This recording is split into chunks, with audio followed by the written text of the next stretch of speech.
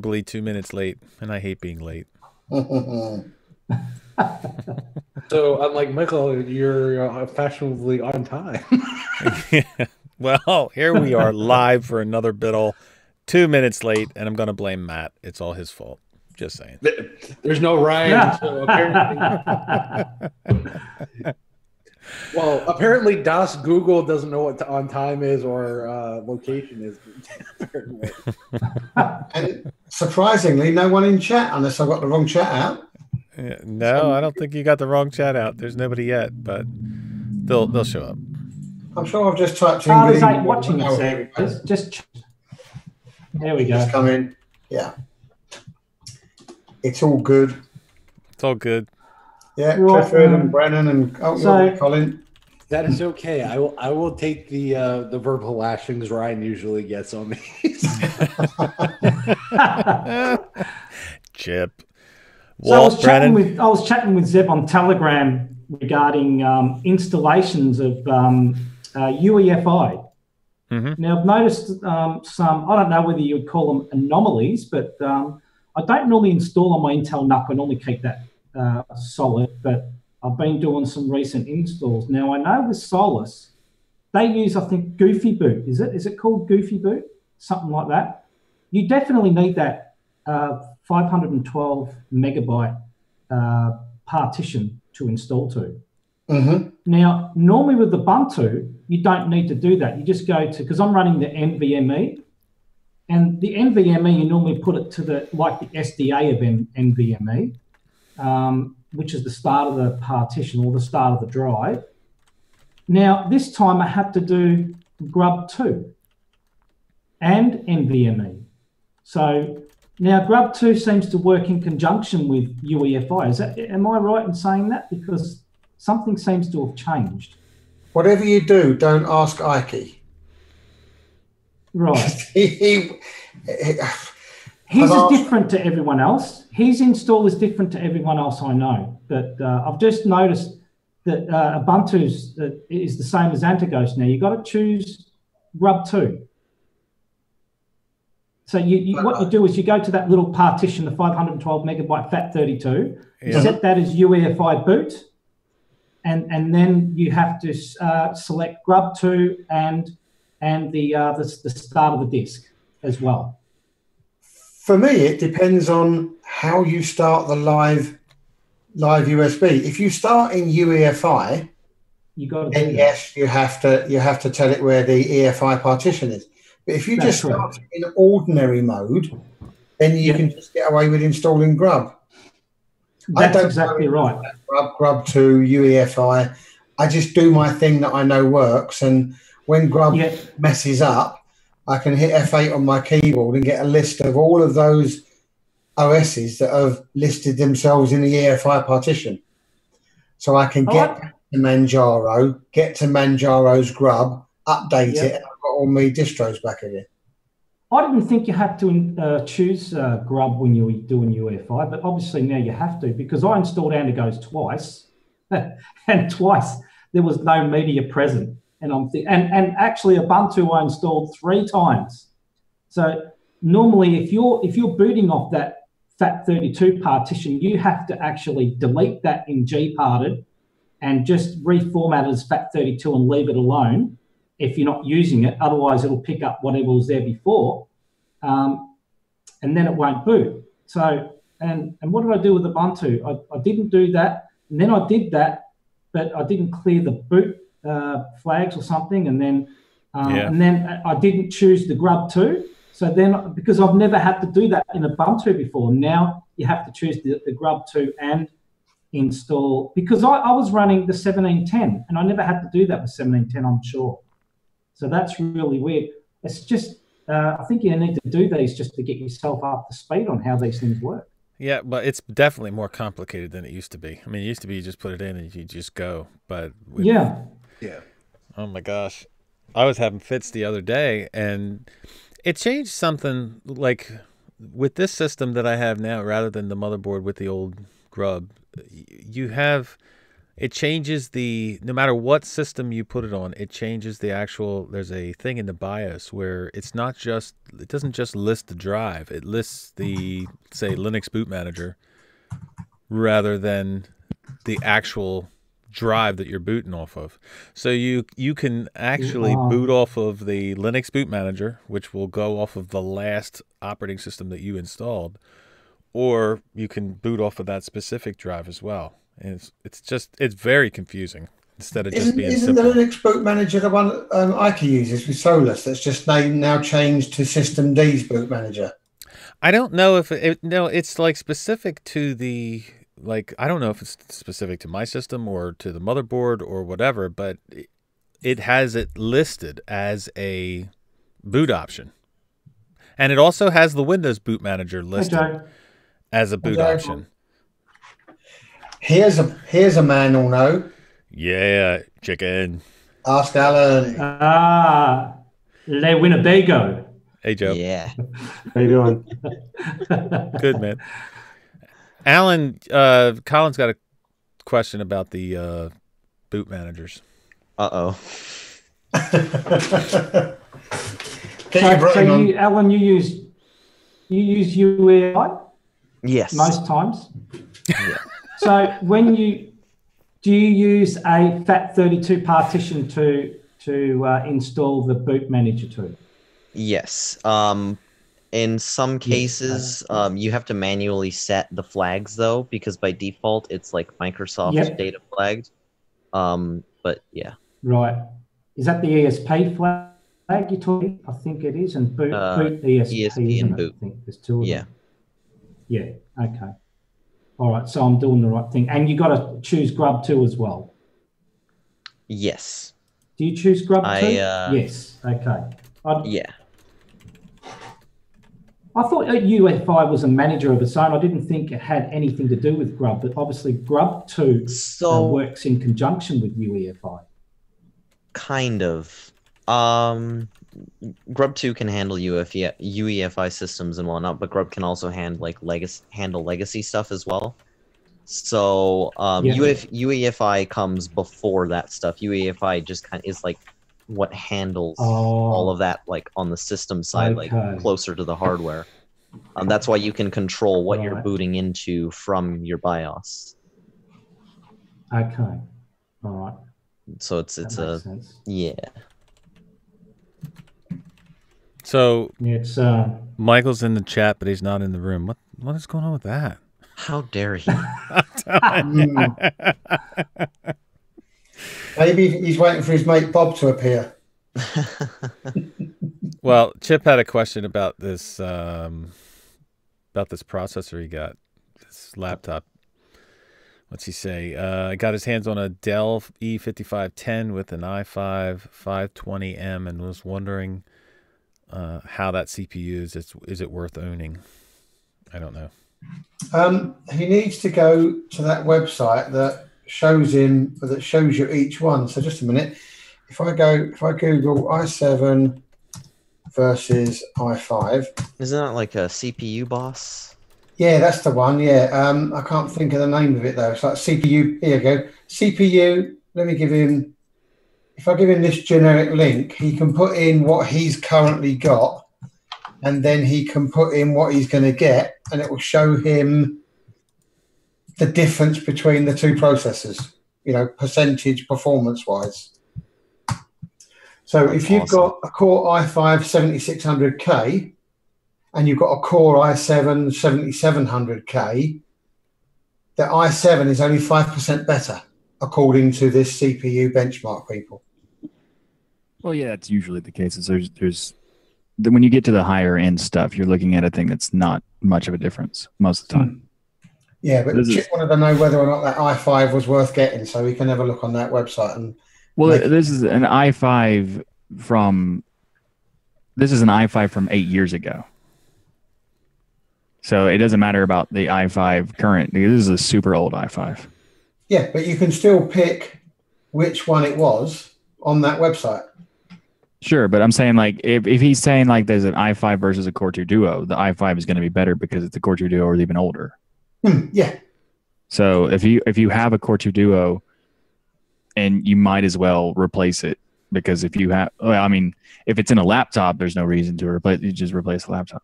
But if it's in a desktop, then it might make sense to just go ahead and use that new one if your motherboard supports that, which is the 5150. No, the 5150. Pretty sure. Socket set, like the chip socket. So I don't know.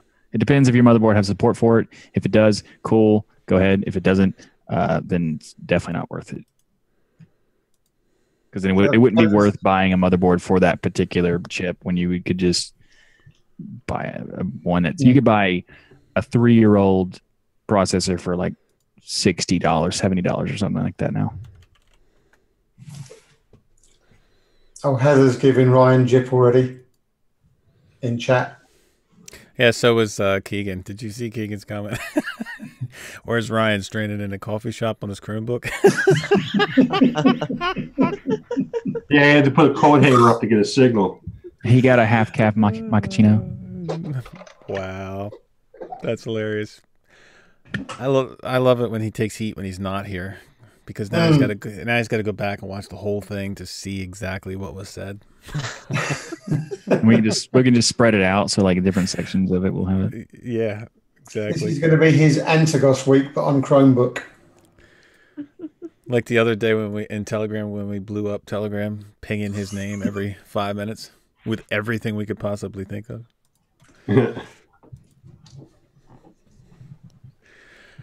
So, Colin, what have you been trying, man? He's gone. Where's he at? He's spoofed. Is that what he's been trying? Blowing up PC?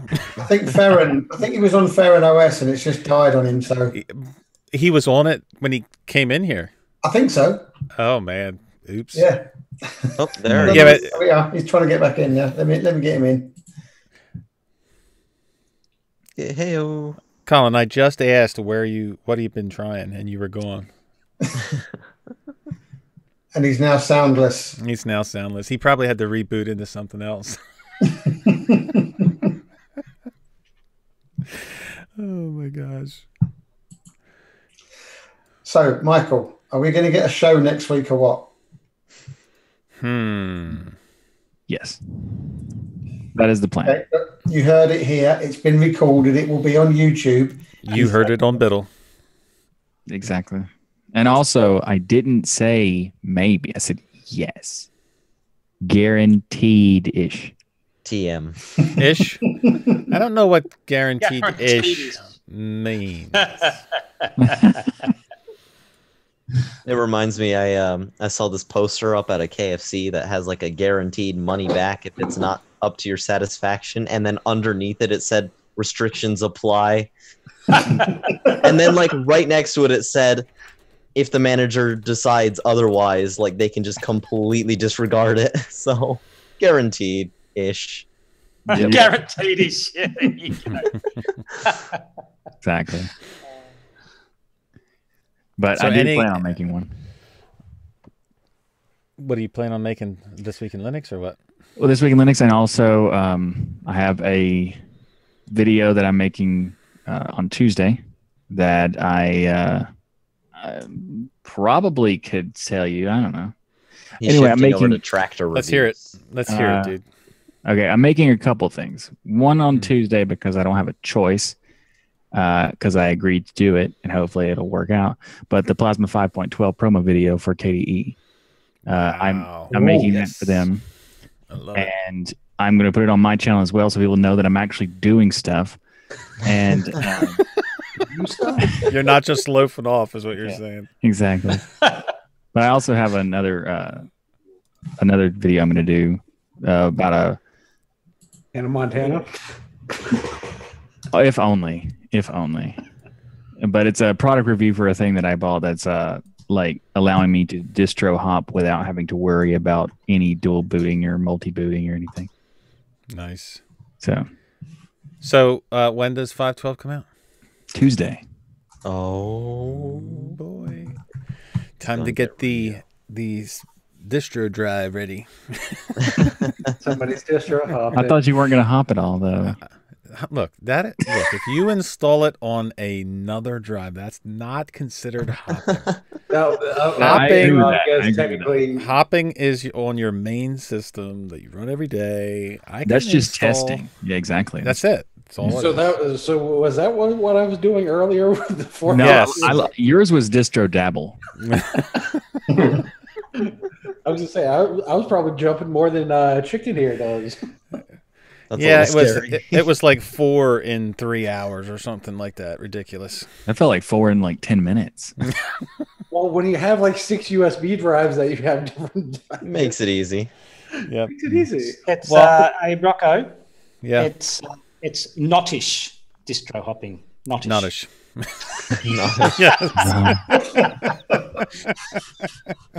Well, last year I went on Amazon and bought like a 5-pack of these so I could like exchange every once in a while, like every other day, and put a distro on. I think I need another 5-pack though. Get a 10-pack. They got a nice size are 10-pack they? out there. What size are they? 8 gigabytes. 8 gig and USB 3? Yep. I like how he kind of like, as he was justifying it, he like turned away from the mic and whispered and like looked down. He was like, No, they work really good. They're Patriot ones, so it's decent. It's a decent adapter, but it's kind of like the only problem with it is they're rubber, which is cool, but you can't write on them to tell you what distro is currently on them because they switch so often. So I have to actually like get some tape or something to put on the That's why front we of them. call distro it tape. Hey, Rocco. I guess most people don't have that problem because usually Sure. the distro stays on for more than like a day or something. But What you can do, Rocco, is you get a bit of label, you stick it on there, you number all your USBs with a label or something. Just put a number, and then you have a little text document. Write down what's on it. That's a more dynamic That's way of what I doing do. it. I like that. Yeah. yep. I write down with the whole piece of paper and then tape it on there. Well, the reason I looked to my right, Chicken, is because I have them all in a line like this, sitting, and I know exactly what distro is in what position. Symmetrically placed on the desk. Now, yes, exactly. But if somebody comes and messes that up, I'm totally lost. So if only the pixels. I was gonna say, is that a half a pixel off? Rocco, Yeah, something like this. that is awesome. Oh, I love it. This is an eyeglass case. I was going to say, it's a glasses case. These are some older ones. I bought these in a 10-pack. I'm trying to get up the camera. Yeah, And That this is so I clever. put on there. I probably got it upside down. I do have a couple of Windows ones in here too, but I take those little labels and put it on there. Now here, you mentioned rubber. That's what these are. Let me pull it out and do it this way. These are actually, well, I'm gonna take a different one because that says Windows on it. This has a metal bracket and they fold open. These are rubber. And these are actually very affordable. I don't know exactly who manufactures them, but they've been very reliable drives for me.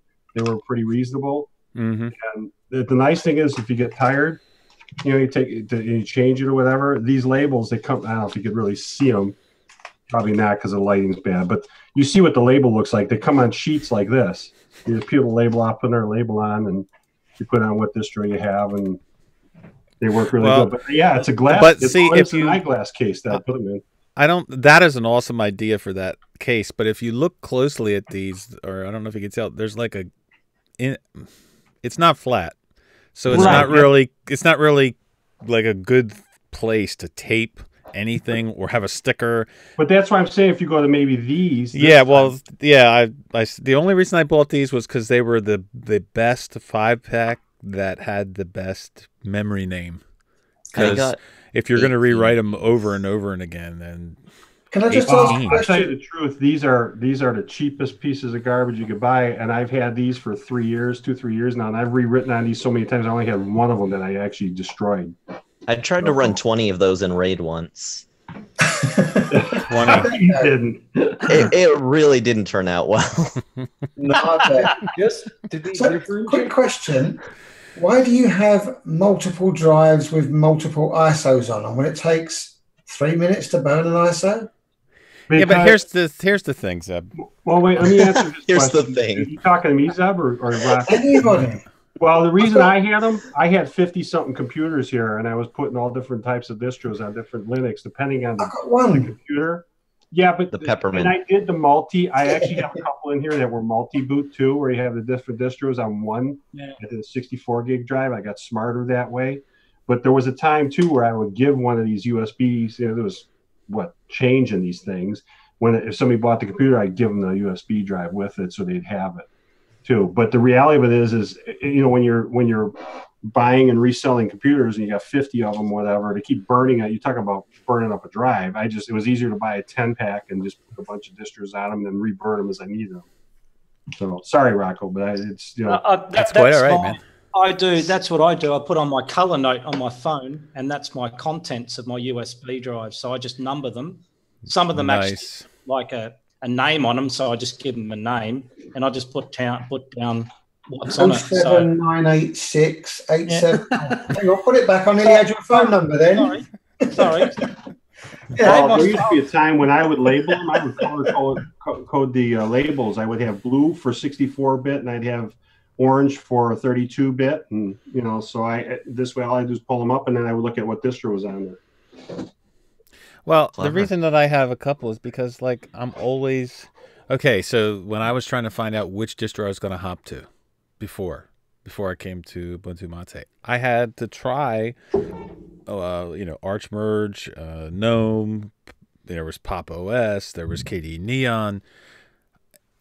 I can put them all. I can install each one of them on there and just boot into them and start testing them rather than wait to download the ISO, wait to burn it to a USB. And wow, now there's a collection. That's only half of my. Can't find the other bag. Yeah, I've got another box over there. No, the other bag. I do like the glasses case though, Joe. Have you ever done a multi-boot on a one drive, a larger one? The problem is when you go if you want to burn a new one and replace it or something, that gets to be a bit of a hassle and partitioning and all that. So that's why it's just easy. Me and Joe got the same idea, I think. I actually used the eyeglass case also to travel, so I put my USB cables in it and all that as well. It's a great idea, yeah. So it doesn't get squashed or anything in the suitcase. This is a colored pencil case. The reason this took my fancy is because one way it's a USB-C, the other way it's just a USB. Oh, nice. Yeah. Nice. So no matter what they've got. To solve this problem. And it's the same. He's putting his glasses on. I'm the only one here without glasses. I need to. You were as well. Yeah. This is a Corsair drive. You're the youngest person, so you shouldn't need glasses yet. Not yet. You have apparently. You have the switchblade style. Mm-hmm.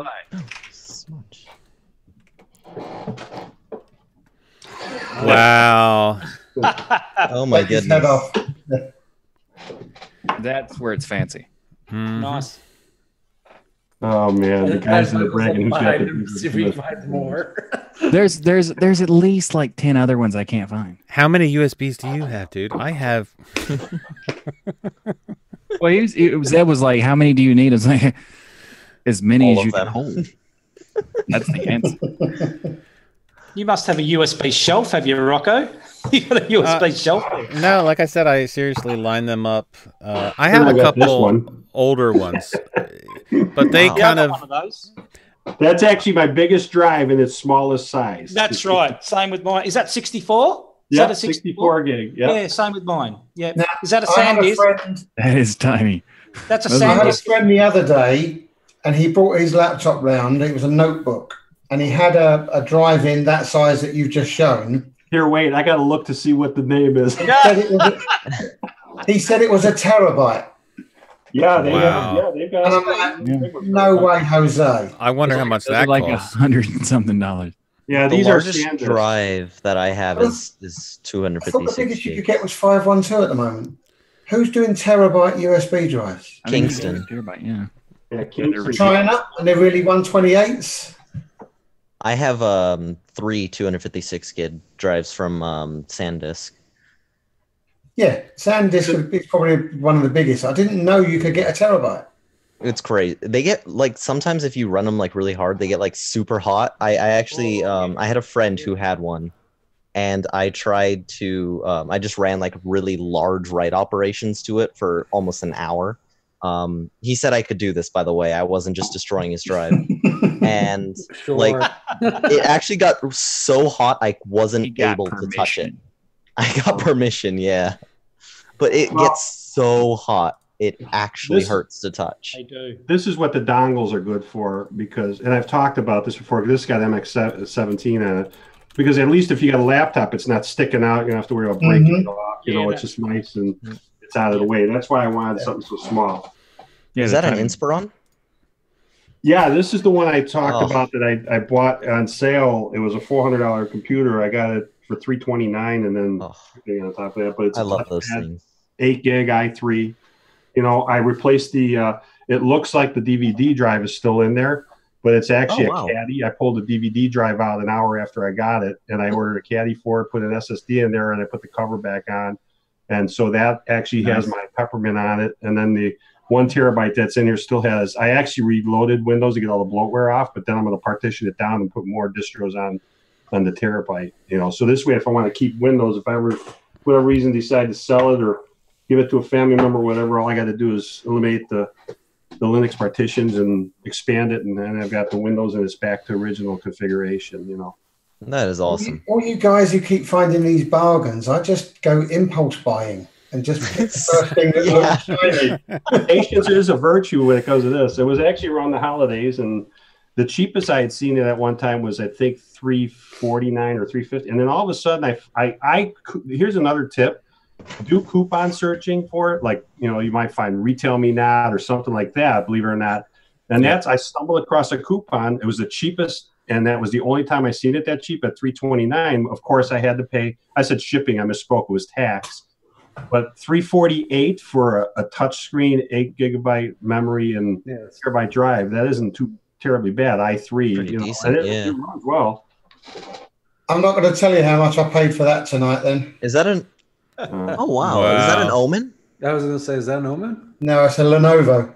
Ah, okay, yeah. Is that the Legion line? Legion Y520. Yeah, Zeb. You didn't get that on sale, did you? No.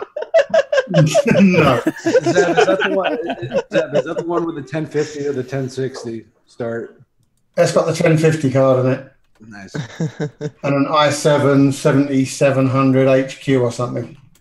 I was going to say, yeah. Marco, you should recognize this this thing. Yep. This is the thing I've been distro hopping on. Here's Zeb.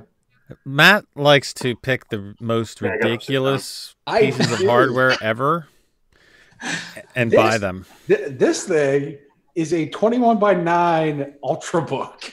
Holy cow. What's that, about 18 inches wide or 15 inches wide? 14.4.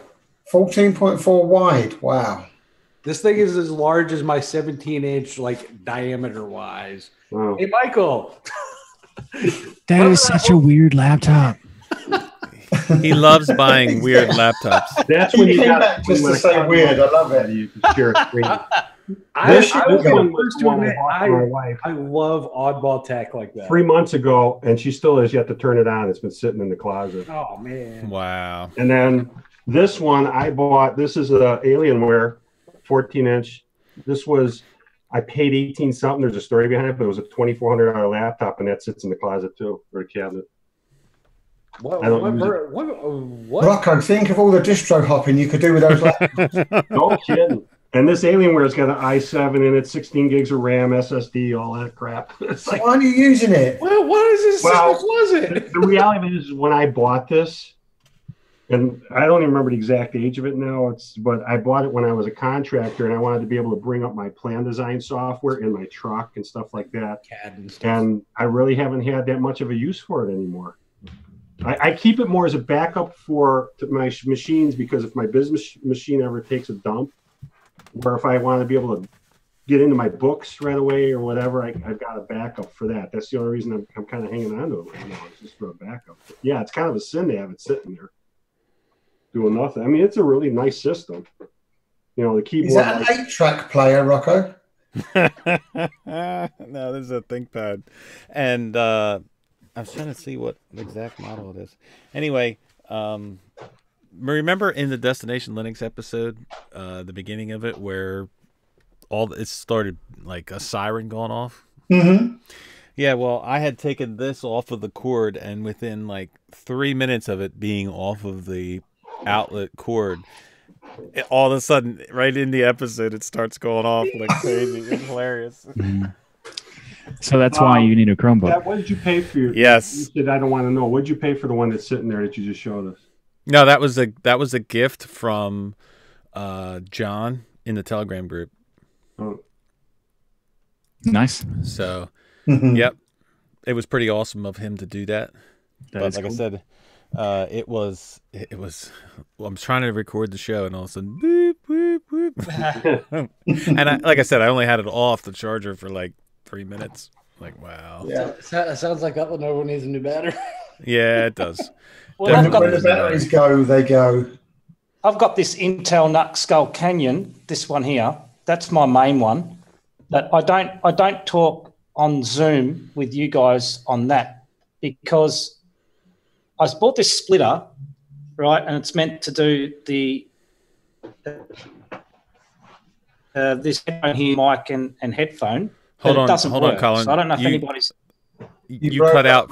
You cut out for a minute. You said you bought the splitter and what? Yeah. So go ahead. And it doesn't actually work. The mic doesn't work. So I don't know if anyone's had any experience with these things, whether I bought the wrong one. I did buy the wrong one originally, but this one's definitely a mic and a headphone. But I can't connect to this NUC on Linux for some reason. I can't get mic and headphone working. So I don't know what the deal is with that. Because on the NUC you've only got inputs, like a headphone input on the front and the back. It doesn't work in either of them. So that thing solved that problem, but it doesn't work. Well, I'm going to give it a month, and then I'm going to put a distro on it. So we'll see how it goes. See, I run through the same. I talked about these before. They're wireless. Linux will recognize it. I can see everything on here, but yet the receiving end, it's the mic. I want it because I wanted to be able to have a better mic or whatever, and I don't really need the headset part of it, it's like I have issues with getting them working right. I don't know what the problem is with that. These are is the mic being recognized?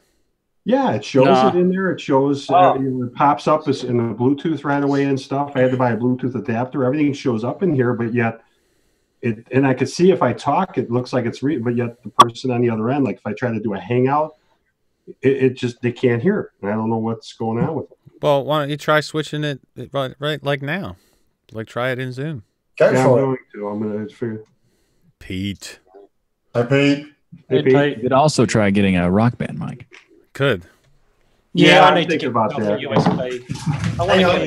You mean one of these? Yeah. Or the one I'm using, whatever. Yeah, for that. So, Colin, you said that it doesn't recognize does it recognize one or the other?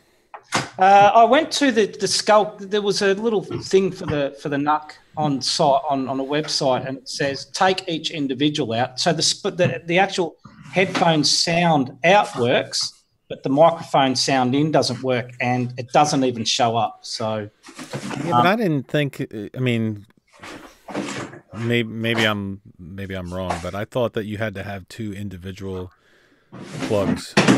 No, some people said they've actually used these and actually work. So maybe it just doesn't work for this particular headphone. Maybe that's the problem. Maybe there's a certain driver I need, but I've looked into it, can't find anything. But it needs the NUC to support I don't know what it is, but the 3 signal adapter? Does it support the 3 signal?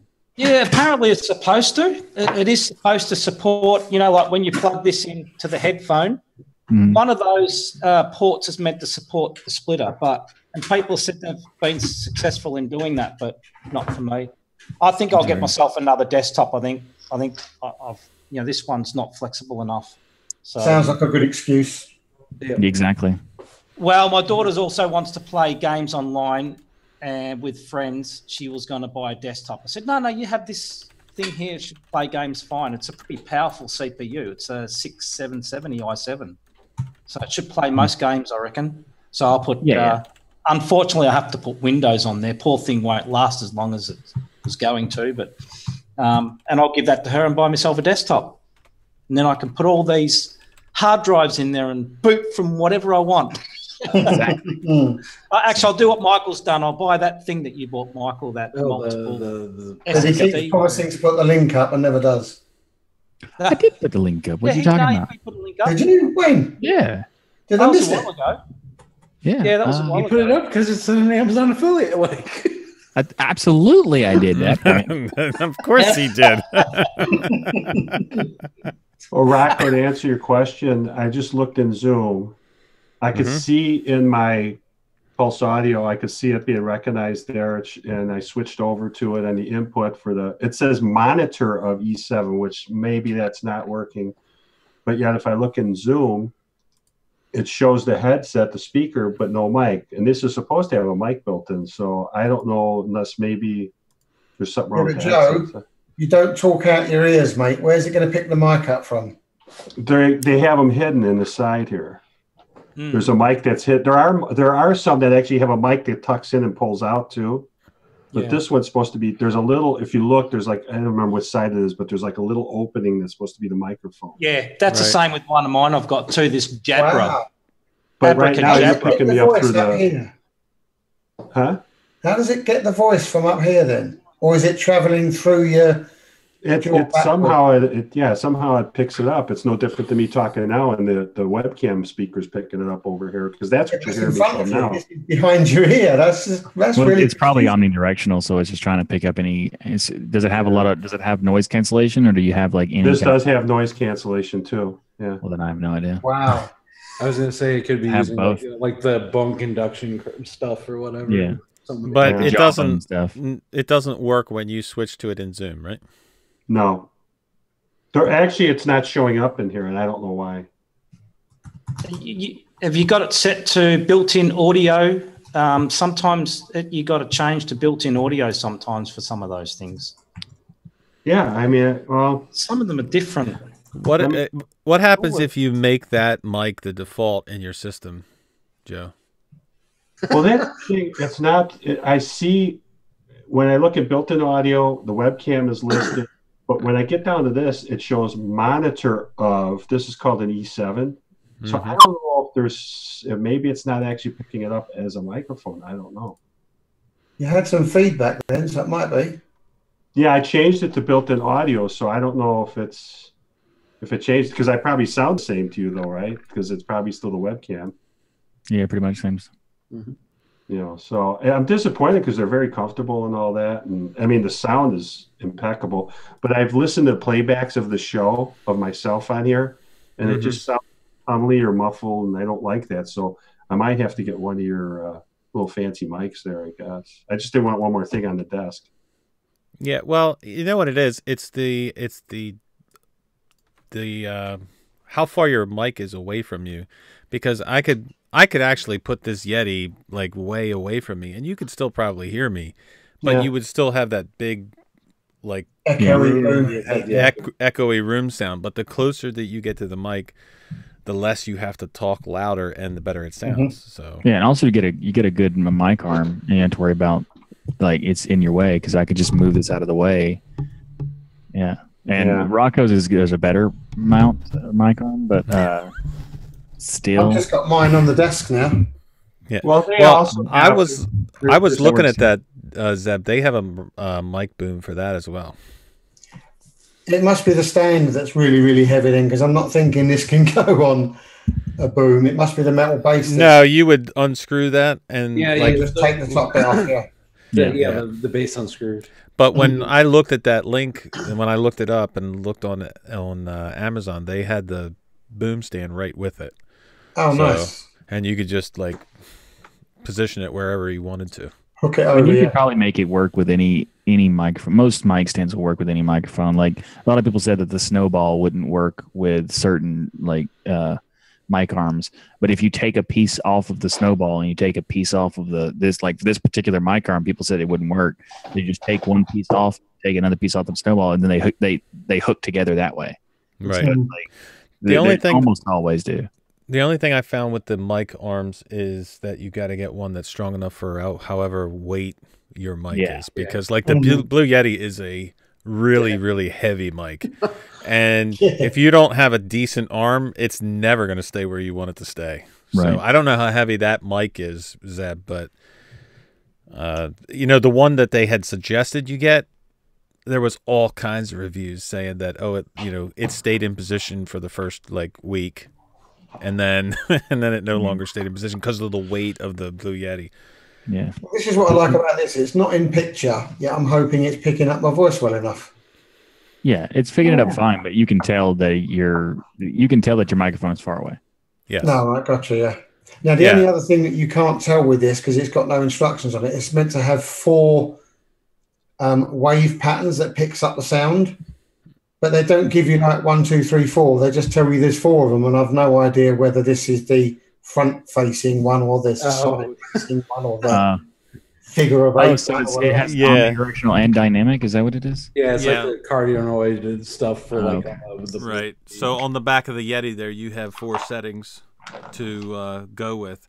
So you should you don't have a setting like that on there, Zeb?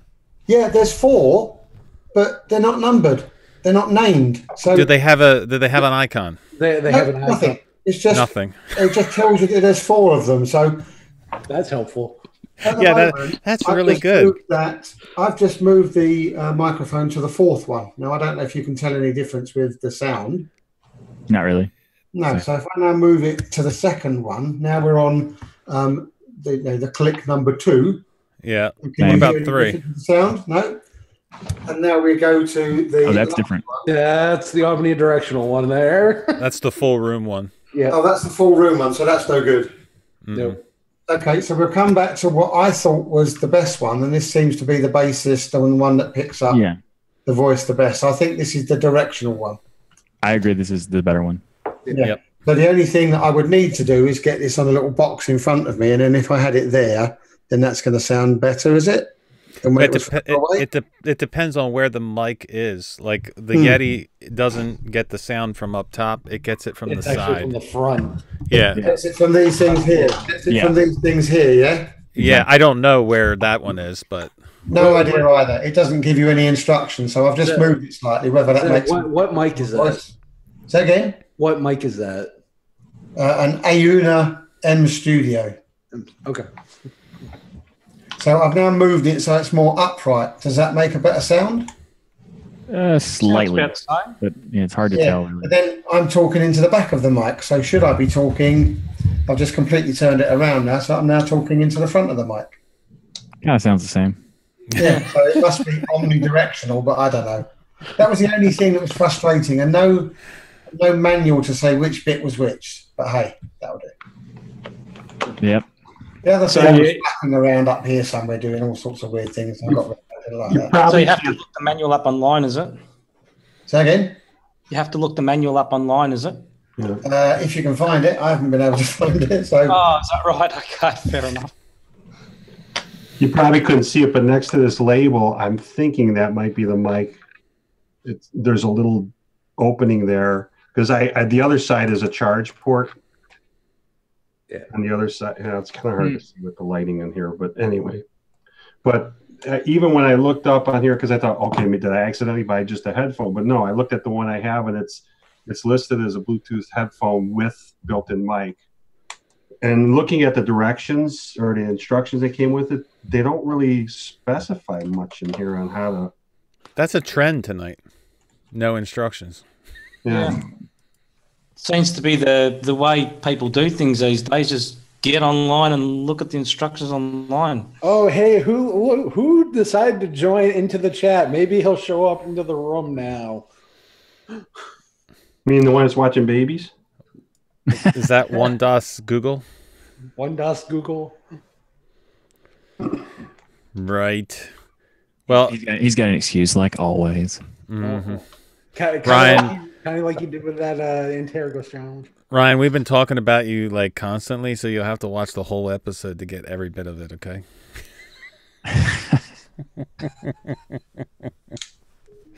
Right, Pete? Yeah. Yeah, exactly.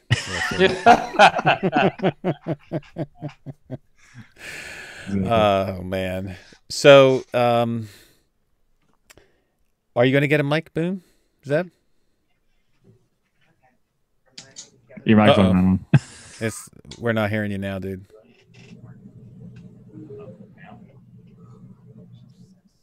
Okay, what about now? Okay, there you go. All right. Yeah, I didn't even realise there was a mute button, and I knocked it. Yeah, it's usually the red button on the front that tells you that it's on. Yeah, no, it's actually when it's turned on, it's blue, which means it's recording, and when it's off, it's not working. What I did notice though was on the front of it, there's that name Ayuna. Yeah. Now on Windows, that's a really nice shiny blue, but Linux doesn't change the color of it. It doesn't fire it up. But the minute I log into Windows, it brightens up. Really weird. It might need its own special driver for that. That's fancy. That is fancy. But would that? I wonder if that would have anything to do with. That shouldn't have anything to do with the different sounds and the way the mic picks it up, like the chordoid, however you say that sound, and the all-around sound. It shouldn't have anything to do with that.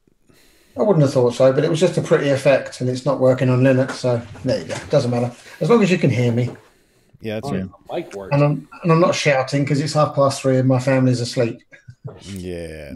If you get a mic arm, the Rode is a strong one, isn't it, Rocco? Yes, the Rode's the best one, I believe. Yeah, this one, the one I have, is absolutely not going to support it. So I'll get the Rode. Well, the Rocket, the Rock Band one, the Rocket Band one is not exactly the heaviest mic in the world. So that is the ridiculously light mic. That's true. I got this one because I got this mic arm because it was like $15. Yeah, well, you I'm gonna go cheap. I'm gonna use a Rock Band mic. I'm gonna go cheap with the mic arm too. Hey, if it's already working, why not? Right. Whatever. Right. Oh, it's actually really annoying because it doesn't move very well and it's really like stiff and annoying. But I put it on a tripod, so it's portable in the most weirdest way. So like, it's on a little tripod. It's hard to see it right here, but it's got like that block of wood. It's attached to the block of wood, and that block of wood is attached to the tripod with a clamp. So, well, that was the other difficulty I had with the up and over mic. I could only have it in certain positions to get past my ridiculously large monitor, and the other parts of my desk I can't clamp it to it. So I'll need to reorganize the whole room, I think. Yeah, just get a tripod, get the little block of wood. You're good. Perfect. Well, that's one of the reasons why I picked this desk is because it's the cheapest, like $10, $15 desk that you can find. But all it is the top, and it's like that thick, so you can clamp. Like I have a light clamp to the front of it, and so I could do that because a lot of desks don't even have that ridge where you can't clamp nothing, like you said. So. Yeah, I bought a desk without thinking about that at all, and then I got this mic arm, and I was like, "Oh, this is not going to work." A really big desk, and I don't want to mess up the finish of it. So yeah. So it's the Rode make this weird thing. But that's the one link that I did get and keep from you because I will buy one of those motorized desks one day. The desks are awesome, and if you do get one, I would suggest getting like the walnut version, the double motor, and the walnut version. All right. I really wish they would have had the walnut version when I bought it, but they didn't. They had I think it was white, this one or like on some other one I didn't really like a gray or something.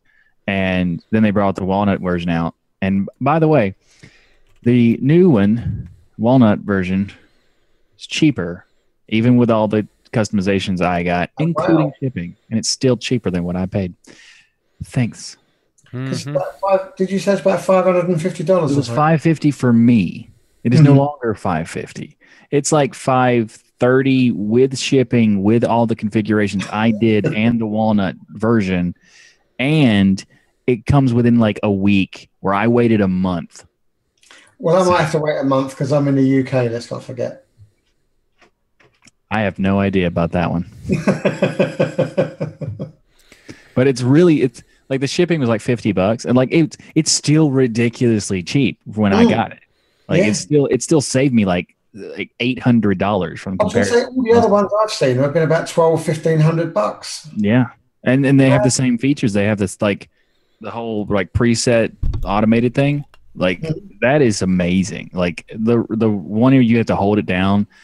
No, you push a button and it just goes specifically to where you want. That's great. Like I love that part. And it I minimum half the price, probably about a third of the price. Like, and that's only if you get the high, like the big. I got the biggest, like desktop, and the dual motor thing.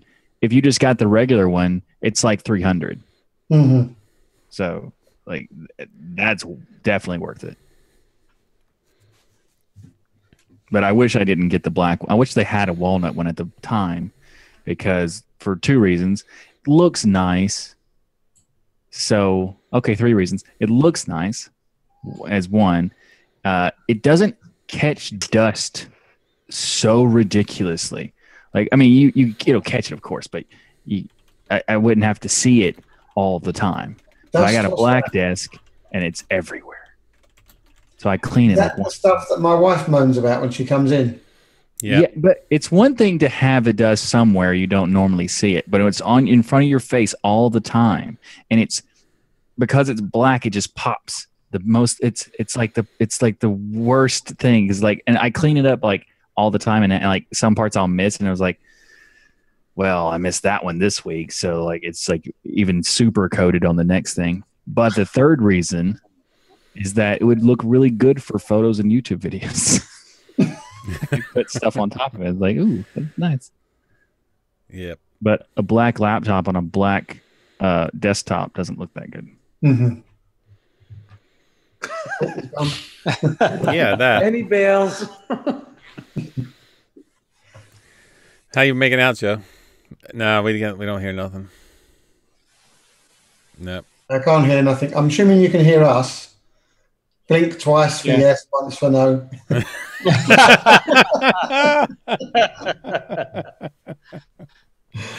Oh my gosh. Yeah. Buster Keaton lives. So remind me to give Chicken a hard time when he comes back in because of his name that he had. Winnebago? No. Has Rocco Destro hopped it? You know. I tell you what, Joe. Okay. You need to speak to Scrapjaw. Maybe he can sort you out. He's the sound expert. I can fix it. What was it? We can't hear you, Joe. Joe, turn the other mic on, mate. Yeah. He's like, I think I broke can't it. hear. Yeah. I think he broke his sound.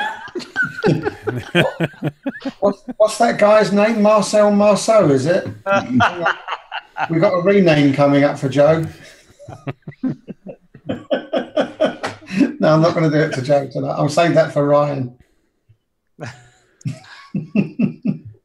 Well, we're saving all their harassment for Ryan, so Always. So I'm thinking about moving that cord over here for the laptop and keeping it over here. Oh, I got it switched on the wrong one. And then putting arch merge on it. What do you think? Arch merge. Yeah. Whoa. The i3 version?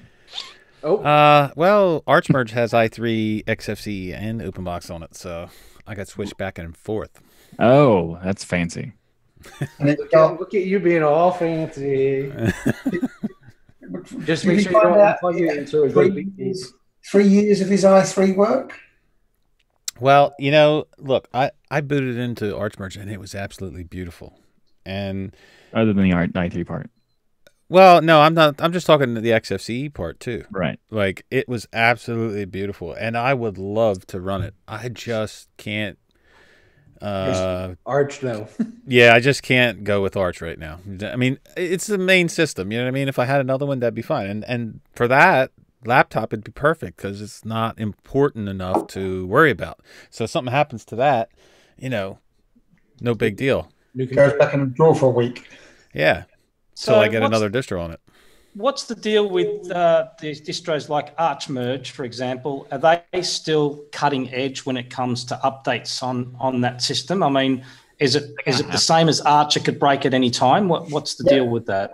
Yeah. Yep. They kind of have to. If they're based on Arch and they're not a complete fork, they have to roll. Yep. Otherwise, it'll break when they try to update anything. The only one that doesn't is Manjaro because they hold theirs a little bit. It still breaks. It just breaks 2 weeks later. Yeah, it breaks 2 weeks later. Exactly. I must have been really lucky because I've never had any Arch break on me. Well, how long were you on it? It really depends how much you are and that kind of stuff you dig. I've had people say that like it's fine, it's perfectly fine. Yeah, you're right. For a certain amount of time, it is perfect for some people. It is. Sometimes where I had people were like, but it was I've been using it for 6 months and it's great. I was like, oh, okay, cool. I was using it for a year. It was great. And then when it wasn't, it went bad. Yeah. Like break your system, impossible to use it, have to start over bad. And it's not worth it. So, or you can be like certain people, Michael Mellon, they have Arch systems, but they don't update for like 3 years, and then they want to know why they break. I actually did one where I posted a joke on like some subreddit. Where it was like I haven't updated. I have like 800 updates on Arch, and I haven't updated in 3 months. Let's see what happens. It actually was fine. It worked. How long did you get flamed for? Oh, well, about a week. There were some people who see it was a joke. I was just kidding, and but there was other people who were a little annoyed by it. And it was funny because it was fine, and then like 6 months later, it was not fine.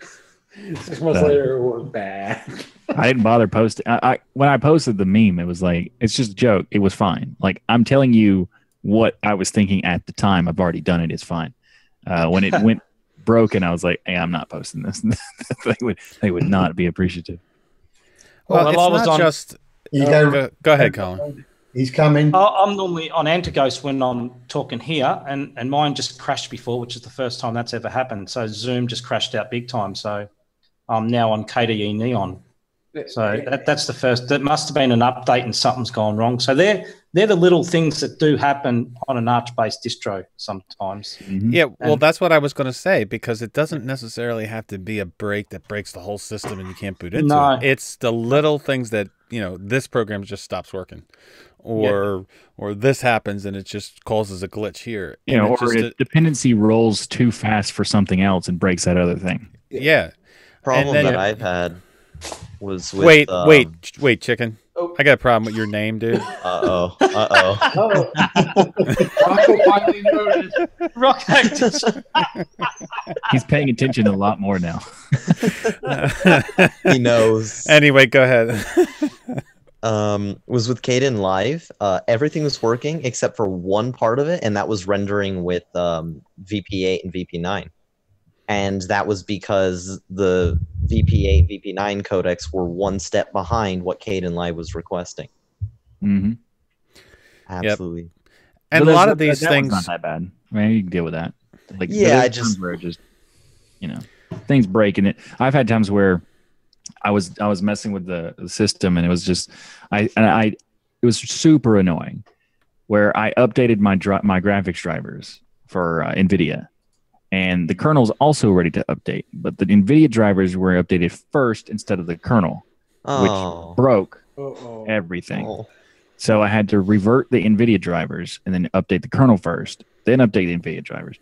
But the problem is, once that happened, the system wouldn't boot anything; it just went to TTY. So I was like, oh, I can fix this. That's fine. No big deal.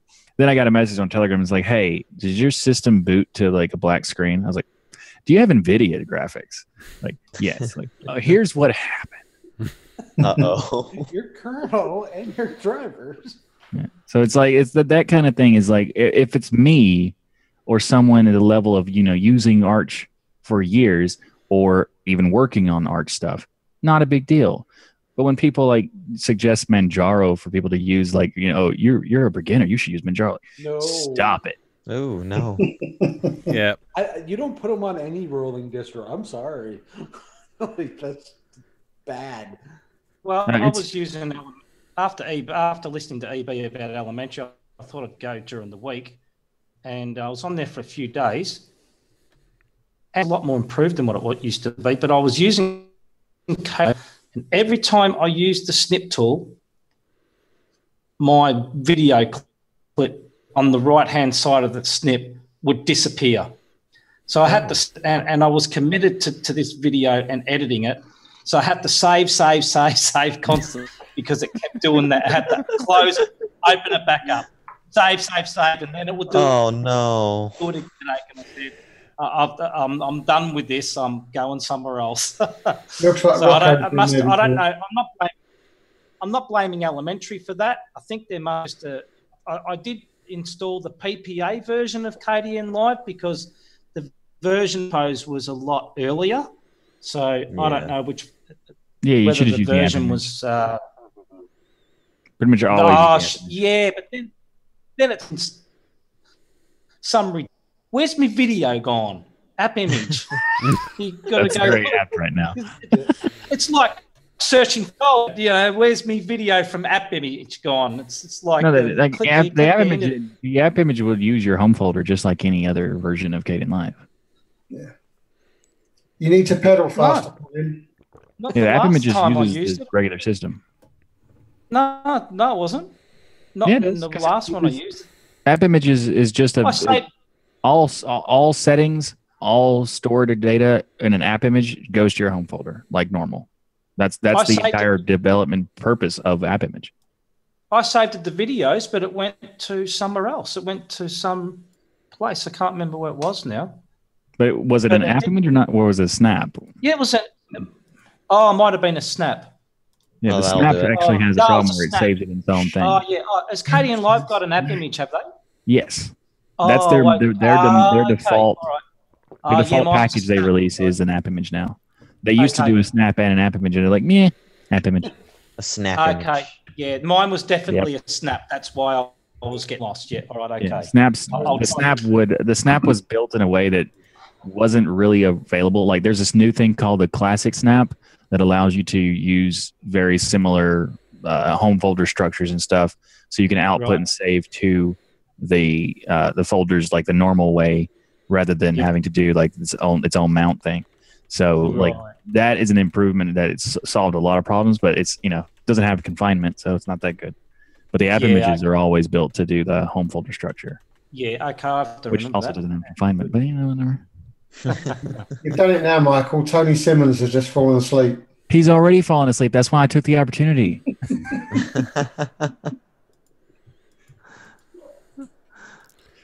But I didn't talk very long. It was a really quick one, Unlike the snap conversation yesterday. Well, I mean,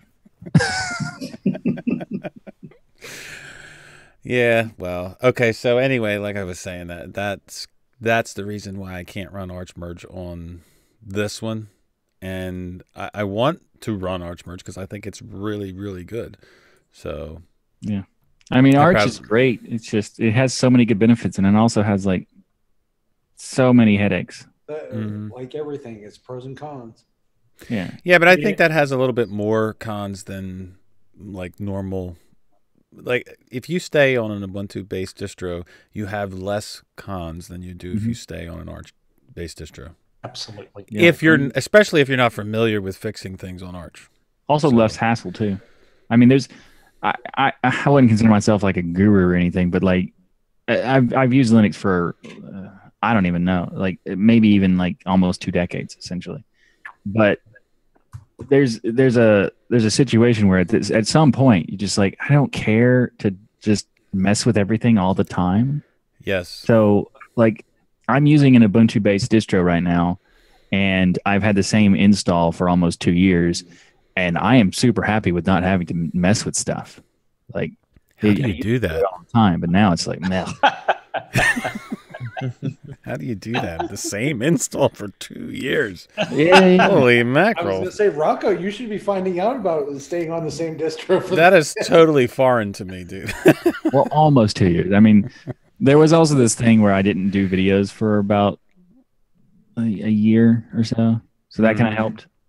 But also the laziness of like I used to distro hop all the time. Like that's like this. Everybody talks about they distro hop a lot, like, and I don't. But that's because I used to. I got it out of my system. Mm-hmm. So like once you've done it, once you've been in this ecosystem for like a decade, you've gone through the process of using almost everything. And yes, but don't you want the best new and shiny? I used to until it started breaking. Hence why I'm running Ubuntu Mate right now. I was going to say in XFCE's case, there is never any new and shiny, but well, the funny thing is, I'm actually going to start. I'm going to start distro hopping as like a New Year's resolution type thing. When? Because I haven't doing it in a long time. So which New Year? This one. Of what century? I mean, okay. When I say hit hopping, it will be my main machine. It just won't be my main drive. My main drive will continue to be the same thing, and I will be on that one for ever probably. But I got extra like SSDs and stuff to like play with. So is that one distro in particular you're looking at, or you mean for to play with, or yeah? Well, the first thing is probably going to be Plasma and Solus. Yeah, absolutely. Yeah. Yeah. The test ISO is out, so yeah, that kind of has to be what I play with. Like that's what I've been waiting for a while. So I was like, yeah, I got to play with that. Yeah, but it's a bit flaky at the moment because Paul was able to install Steam and run it. I installed Steam and it wouldn't run it. So nothing wrong there. I installed Steam and haven't even tried to run it. That is dedication to testing it. Chicken, that's because you don't stay on a distro long enough to really run anything. Fair point. Like every time I go to launch it and Steam's like downloading libraries, I'm like, I don't have time for this, and I just close it. It's called running in the background, Alan. Do you just have the one machine, Shipping, or do you have multiple disk drives in the one machine? I have multiple distros in many machines. I've lost count. So it's not your main machine that you hop with? No, it is. I just I keep one there just because the rest of my family has to use a computer as well, and I annoyed them a lot, and so I just said, you know what, I'll keep this drive for you guys, and I'll use the other one. What do you have for them? Well, at first it was Linux Mint Cinnamon, and that was there for like almost 2 years. And then I installed Ubuntu 16.04, like with Unity and everything, and it drove them absolutely crazy for the first month. And then once they got used to it, I switched it over to something else. And so they've been running KDE Neon for the past few months. So basically, by the time they get used to something, you're like, here's a completely different desktop. That's a good way to make somebody hate Linux. That's finally So you're driving them insane on purpose. Well, I didn't really think much of it, and then they started complaining, and I was like, maybe I shouldn't do that. Yeah, maybe your family will be making a Linux sucks video soon. Sweet, new reaction. Yeah, so definitely have my own separate drive so that doesn't happen as often. So one DOS geek in chat says that once you learn i3, you can fix any arch breaks yourself. Oh, because now I guess you're a Mensa member, so you can do anything you want. Well, it's a good thing that he runs a Gentoo based operating system instead. Then Rocco. My response to him is, look what I put in for my name. What did you put in for your name? I3 is for NASA wannabes. I love it. I love it. I don't think the name. You know, because what I saw, there was something today that I saw posting on Facebook.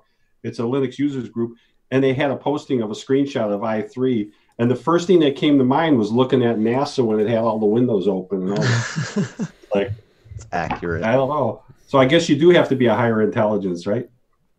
Yes, but see, going back to what Michael his last point about Arch was, it's not that you can't fix those issues; it's the fact that you have to fix those issues a lot of times, where you want to spend your time doing the stuff you need to do and you want to do, and you end up spending your time fixing things when you shouldn't really have to.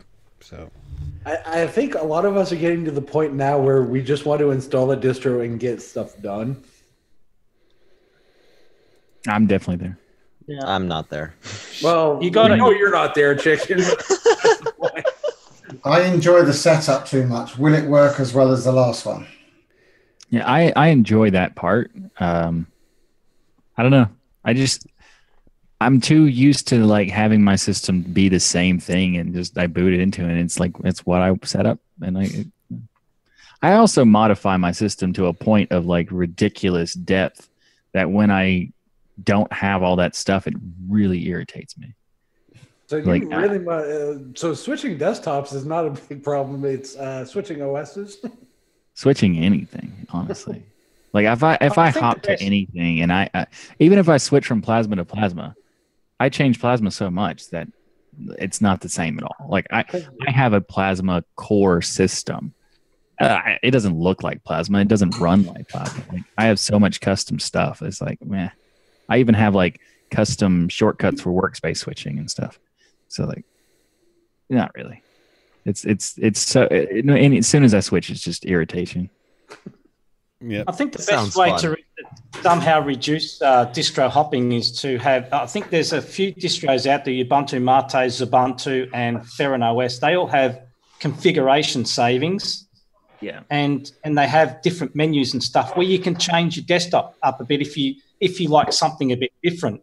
So if OSs were to go that way a little bit more, where you can configure the whole thing and then just click a save button, and then you can change your desktop around when you feel like it, I think that is a good way to go. And I think a lot of distros are going that way now, to be honest. There's a lot. I mean, Plasma has had the look and feel system since like 5.9, 5.9, maybe 5.10. I'm not sure. But the look and feel system is really cool. 5.9. Incredibly irritating. I haven't tried it. Do you have to go into the look and feel settings and then you download it? Is that how that works? No, it's worse. It's worse.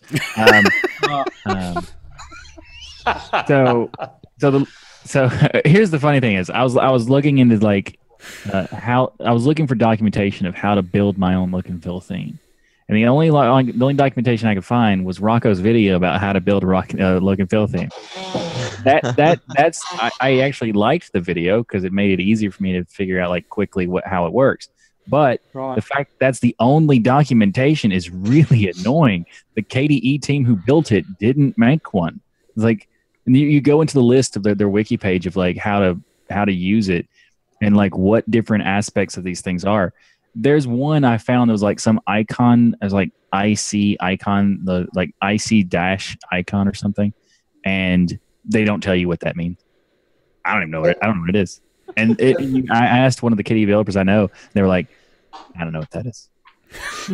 Like, what?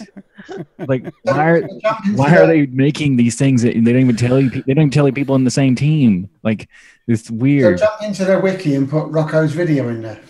Well, I mean, Rocco didn't know what it was. So he could do it. Well, that video should be on their page too. It is on their page. They do reference it. It was just and it was really cool because like you demonstrated how easy it is to build it, but then you want to go into I wanted to go into super depth of like a I only covered like what you're talking about, I only covered like 3 of the 20 things you could switch. Yeah, exactly. And I wanted to go into depth, like I wanted to build one that covered every single one of them, but I couldn't figure out what 7 of them were doing.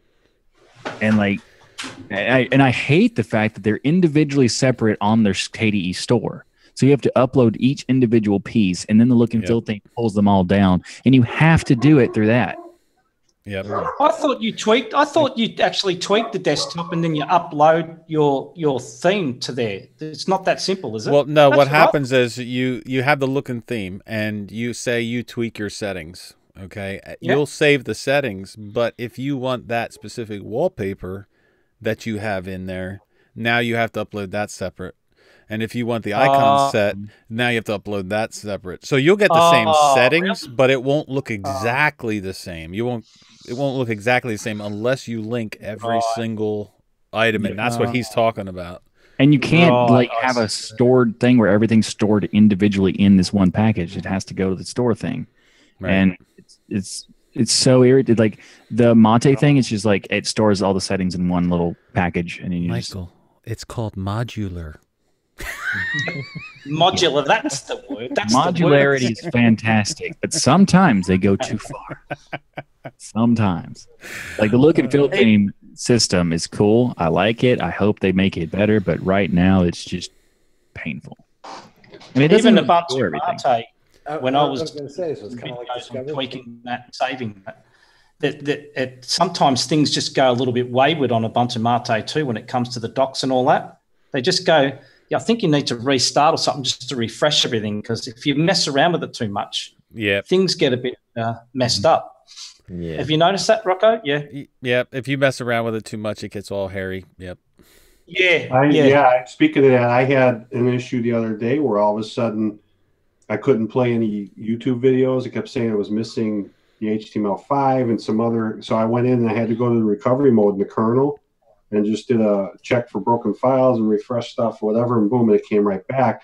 The only thing that's still driving me nuts, which I don't know, and this is kind of odd because when I first set this up, I've got Windows on one SSD, I've got this Mate on another, and I wasn't having a grub screen. I would have to go into my boot menu in order to pick the drive.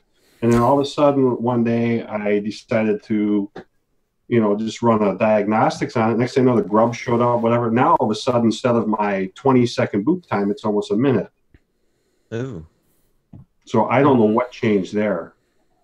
I mean, it works fine when it's running now, but it's like you said, every so often, if you play around with something gets tweaked or it gets hiccuped or whatever you want to call it. But I just got to air this about Ubuntu Mate because like these little pixels drive me insane.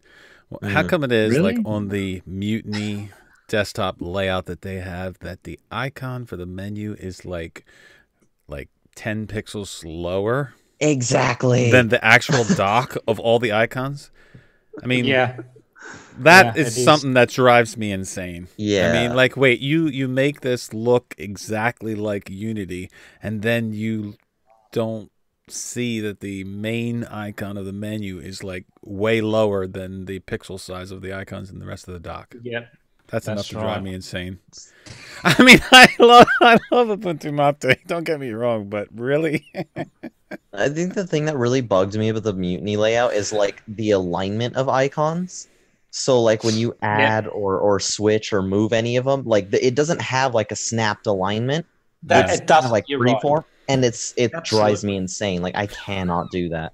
That was the problems I was having with that too. It was like that. You go somewhere, you come back, you look at it, and it's like everything's all over the place. You think, what happened there? And there's no snap. I agree. I like fall to my knees and scream. I don't think any of them do it the right way. Like they don't. Not when I say right way, I mean like the full, all-encompassing method.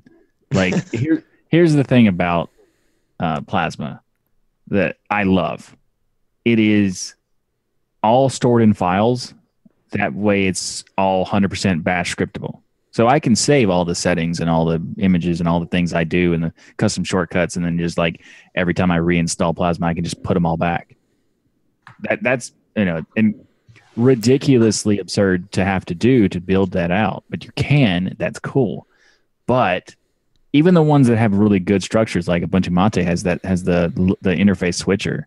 It's really cool, but it doesn't store anything else. Like you change your shortcuts or whatever, that's all gone. Yeah. So like, I wish it was like a package. You're like, hey, once you have these custom settings things, you can just install this, and here's the customizations that you want to keep. That would be fantastic. And I don't think anything at all does that. So the file in Plasma, is that the kwinrc in the .config folder, or is that's else? One of the files. Yeah, there's like a billion files. When I say it's it's file based, it's like at least my thing modifies at least like 30 files, and they're all in separate places, and they're all like very different structures and stuff. Yeah, but they are simple files to edit because they're all they're just key value systems, so it's not that big a deal. But it is. I was playing around with KDE Antigos, and I broke the hell out of it. So wait, there was a comment Shane had put up, and we were talking about Arch, and it says the only time Arch breaks is when I break it or something like that. That's like perfect. I couldn't get my global menu going. Then I fixed it, and then I messed it up again. And you really fixed it, huh? Oh, then I was just like, this is too hard. I don't know. Go on. See ya. I was having a conversation with people recently about plasmas. I was having a conversation about how the GNOME changes are massive and problematic for regular users, and how Ubuntu's based on that, and how that's problematic. And I was like, hey, you should check out this video I made about blah blah blah. And and then it kind of popped up in my head, like the way I think about, how the slogan of Plasma's, like Plasma slogan is simple by default, powerful when needed. Mm-hmm. That's a great slogan. I disagree with it though. Stupid by default. Also included. That's my preference. I think but the defaults have gotten better. Slogan, not use it. Don't use that. But that by default, it is simply set up, but everything they chose was wrong. It's like the single click opening files. Why? I single click open files. Used to that. Yeah, it's great. It's great that some people like that. That could be an option to turn on. Perfect Shouldn't for me. Be default. I thought it was crazy and stupid, and then Rocco was like, "Well, I do that all the time," and I thought he was joking, and he wasn't joking. And so I tried it, and then now I'm doing it. See, is it not more simple? It doesn't matter. That doesn't matter. The defaults are what people should be expecting, not what just randomly happens to them. When someone just randomly opens a folder or randomly pops open a file, why would you click on it if you weren't intending to open it? Because you're going to select it. Yeah. But how many times do you select a file? Control click, bam, select. The selecting is the worst. Click one and then hold shift to click another. But see, I do it so much easier. See, like I go and I hover over it and wait a couple seconds until it highlights, and then I hit control, and then I hover over the next one I want. That is so more efficient. I was going to say, Rocco, are you sure you're not using the arrow keys and just selecting that way? No, it is a look. Should be better. It is a pain to select, okay? But what I found for me is I open files way more often than I actually need to select a couple files. Oh, I move files all the time, so I select them all the time. But like my point is not about whether that's good or not. It's not about whether single click is better than double click. That's preference. Feel free. But single click should not be the default, because 99% of the people who are using it are expecting a double click. So you make it based on the expectation, not what you prefer. And the KDE team picks what they prefer rather than what should be expected. Gee, why does that sound like other desktop environments? No. GNOME removes what they prefer, and there's a huge difference. GNOME removes what users prefer. No, they remove they remove what people. Not only they don't give you what you expect, they remove it entirely, and you can't use it at all. but at least Plasma has it, and they have a preference. Like they will not remove something that people use if it's like a significant amount of people, even if they don't want to keep it, but they will keep it. If it's a small number, then they'll remove it. And I had that experience, that I was kind of annoyed by, but it's okay because I dealt with it. Because the rest of the system is awesome. Like one little thing, whatever. It's a power user thing, whatever. But like there are defaults that Plasma has that if they were like Plasma is considered really complicated and difficult and overwhelming and all this other stuff because it's the default is set up in a way that makes people change it. If they didn't have to change it, it wouldn't do that, and people wouldn't have that experience because it's what they expect. Then why would they care to change it? But once they know I have to change this because this is annoying, like that. Oh, look at everything else I can change. Icon, it's so that's like that kind of thing. Why? Like there's so many things that they just shouldn't do, and they do it anyway, and it forces people to go into system settings and do all these little things, and it's like, yeah, now it becomes overwhelming. It could be super easy, but it ain't. Hey, let's talk about the whole. You want to get who would want to have like Alt space to open the context menu of the window, like everything else. Let's make that Alt F3 for no. Wait, it's Alt F3 by default. Alt by F3. default. That's why that didn't work. It's, right next to Alt F4. Yeah, it's perfect. Perfect location. The other thing do you want to open your context menu? Oh, slip, it's gone. Yeah. Oh no! The other experience I had was the Control H wasn't by default either. Okay, that's a different one. I think the Control H is not necessary because Windows people and most people don't have that shortcut by default anyway. That's just a Linux thing. And the default one for Plasma is actually kind of better. It's Alt period, so Alt dot for dot files. I kind of like that one. Oh, okay, but can we? Yeah, But it's Alt dot. Control H for hidden files. Well, not everybody calls them hidden files. Can we Some people talk call them dot files.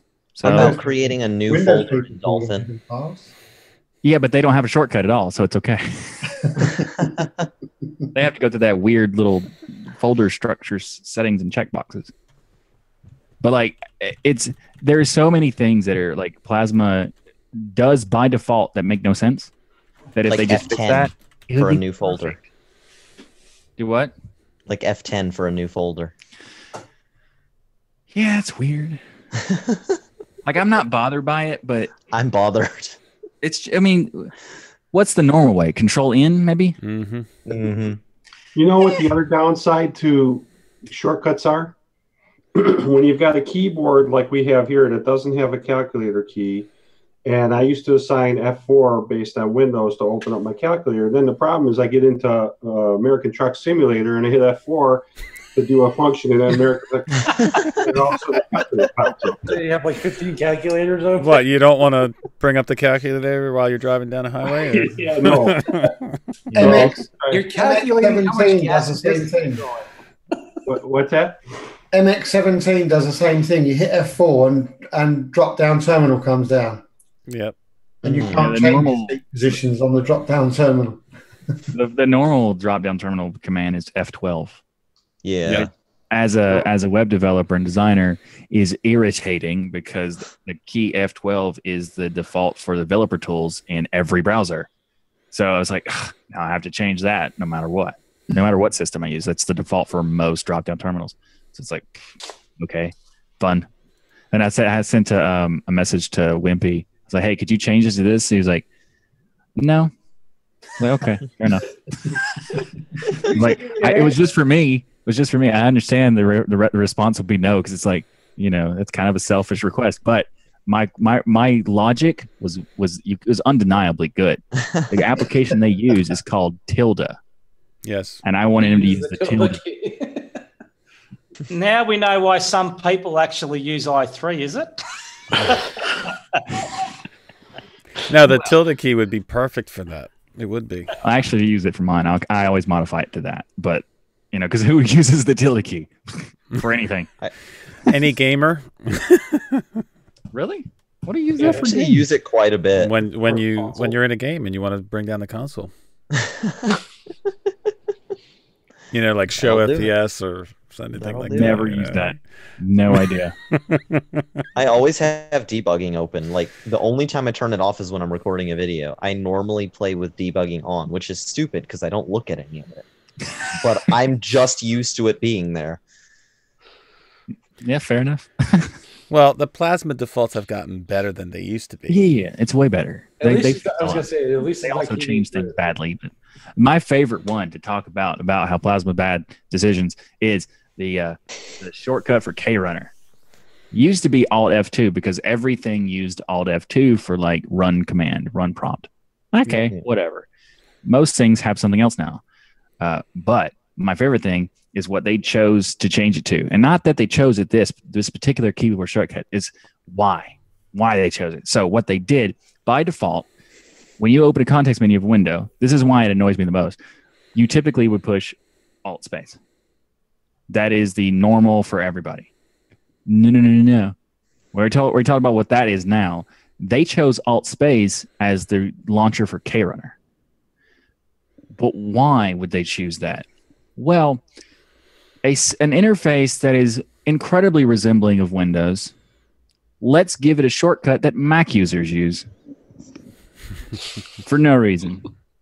Beautiful. And I asked, and it's the spotlight thing in Mac. And I was like, why would you choose that? I was like, well, Mac's what Mac uses. I was like, but your system looks like Windows. Who cares? Anyway. I'm not at all bothered by it. I was going to say that doesn't bother you at all, does it? It's not annoying or anything. Cool. It's just normal. Like and the funny thing is like I'm a fan of Plasma like a lot, and that's why it annoys me because these decisions are so pointless, and they're easily fixed, and they're already normal global shortcuts that people expect it to be. Yep. Well, that's what annoyed me most about Plasma is because it can be so good. I mean, it can be so awesome, and then yet it can be so bad at the same time. The defaults it's so frustrating in so many cases. Like there's some defaults that are great. Like it took them 10 years to give Super Key a default. It took them 10 years for that. But we had K Super Key. Yay! Exactly. Like you could install a fix. Yeah, but like the fact that it took them that long to do things like that, it's like, man, there's no reason. Like, just even if you had to install K Super Key by default, just do it. Whatever. Yeah. Well, I don't understand why it wouldn't be. I mean, it's something like it was automatic as soon as you installed a Plasma, you installed K Super Key.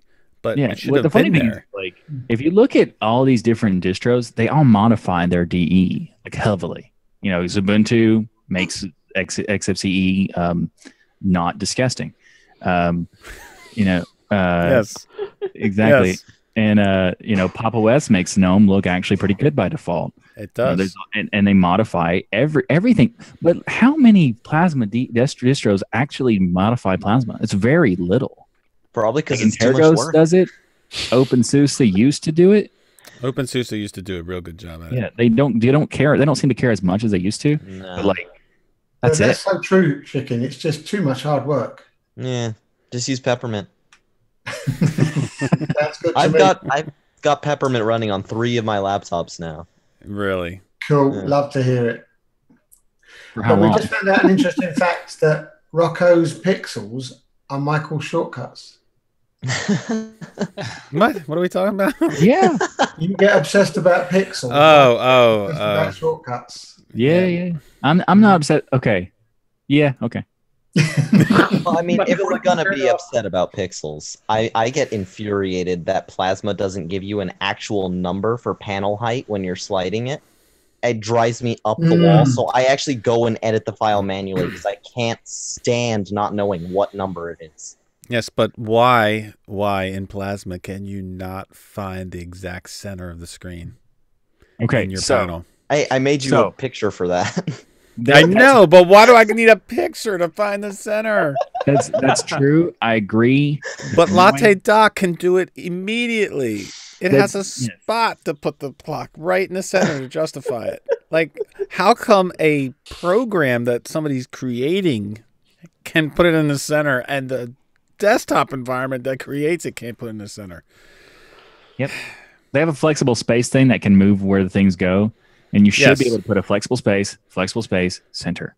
But it goes flexible space. You figure it out. It just randomly goes somewhere. You should have seen me with my arrow keys trying to get it directly in the center, and then not only is it you just can't move it. No. It's not just that you move it and that's where it is. When you move it, when you grab it with the cursor, it's always like probably a ½ inch ahead of where you want to drop it. Mm-hmm. So when you go over here, you can't just put the cursor where you want to drop it, because then it'll go boop and pop over here like a ½ inch. Flexible space thing. Yeah. So now you have to go. Now you have to measure to go a ½ inch past where you want it to be, so that it'll pop in the right spot. Total guess. Like, are you kidding me? But even better is that, let's say you have the clock in the middle and you do the same thing like GNOME does, and it has the date there, but the length of the word changes. Yes. And then it's in the wrong and then it moves. Oh, I hate that. It's so awful. I actually agree with that part. It's the worst. Like, there's no reason for it, whatever. As a Plasma fan, I totally removed the Plasma panels and use the Latte dock for everything. Yes.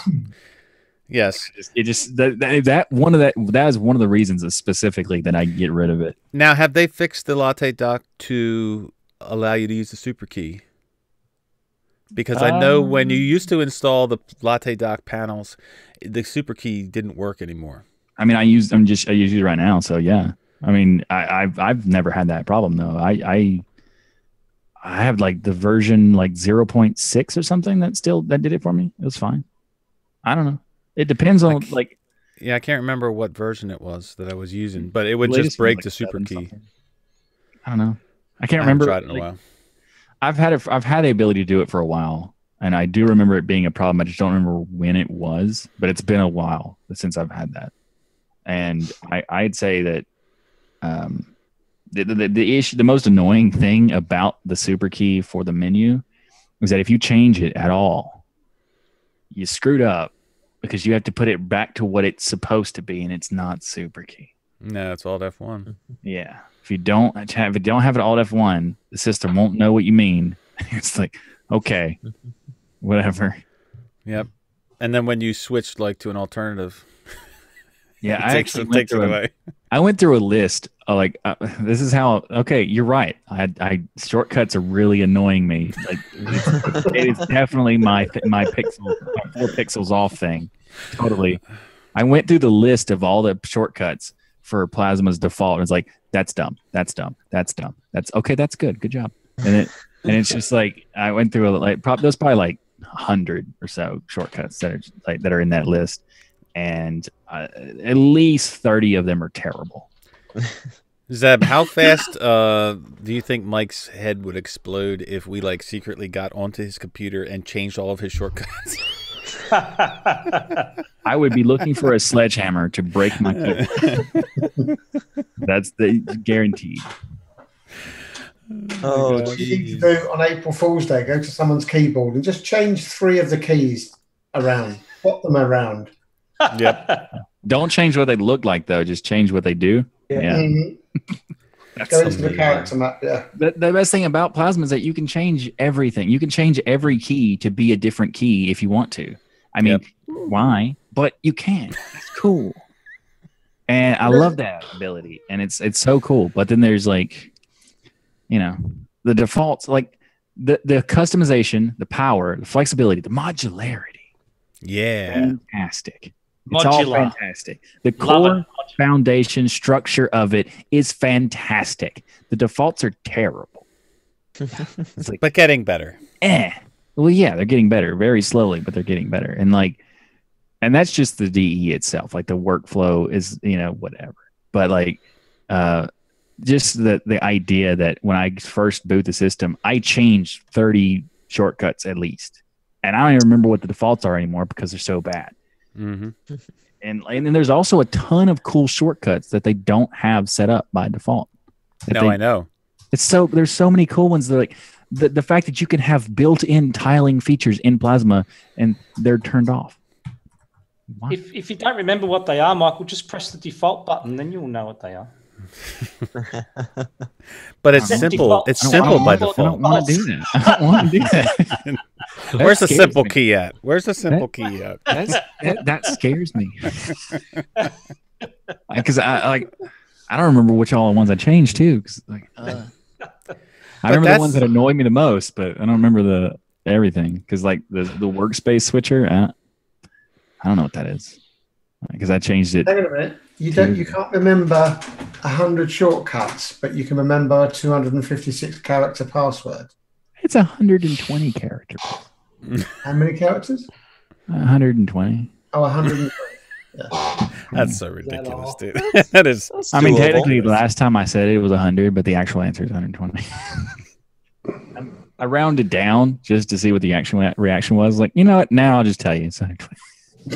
Next time you mention it'll be 140. Just No. Now you just use your fingerprint with Bitwarden. It might be 140 just because I missed the requirement for Twitter. Might be. but Twitter's 280 now. I know. That's why I miss it. 140 now. Change it as an homage. I don't know. I kind of like the new Twitter thing because I get to rant at people and a lot more effectively. So I love Twitter's 140 because it meant that if you're going to send me a message, it has to be concise and I'm not going to read your ridiculous 20-part message. That is true. Like I love that part. And now it's like it's slightly longer, but it does add extra. Like it makes it easier for me to market stuff. That's cool.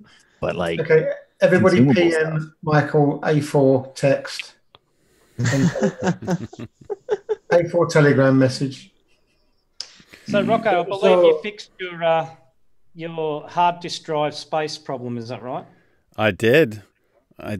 Well, with the help of one of the people that wrote into Destination Linux.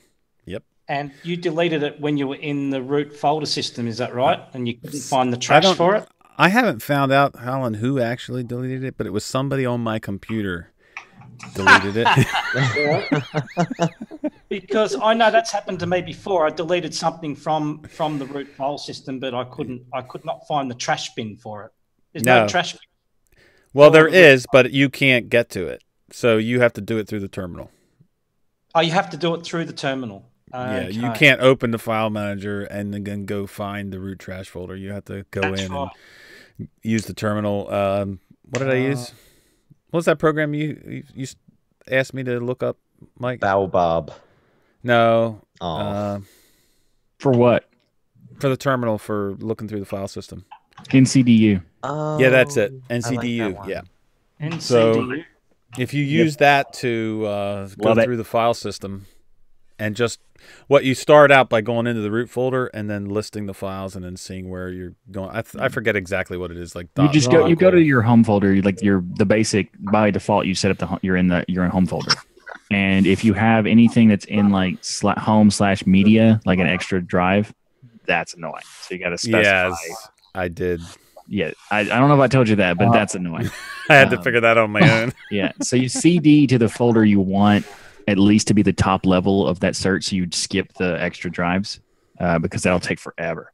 But then it'll just scan all of your files, and then it'll show you. The best part about it is it'll show you all the files that you have in the order of the largest file to the lowest.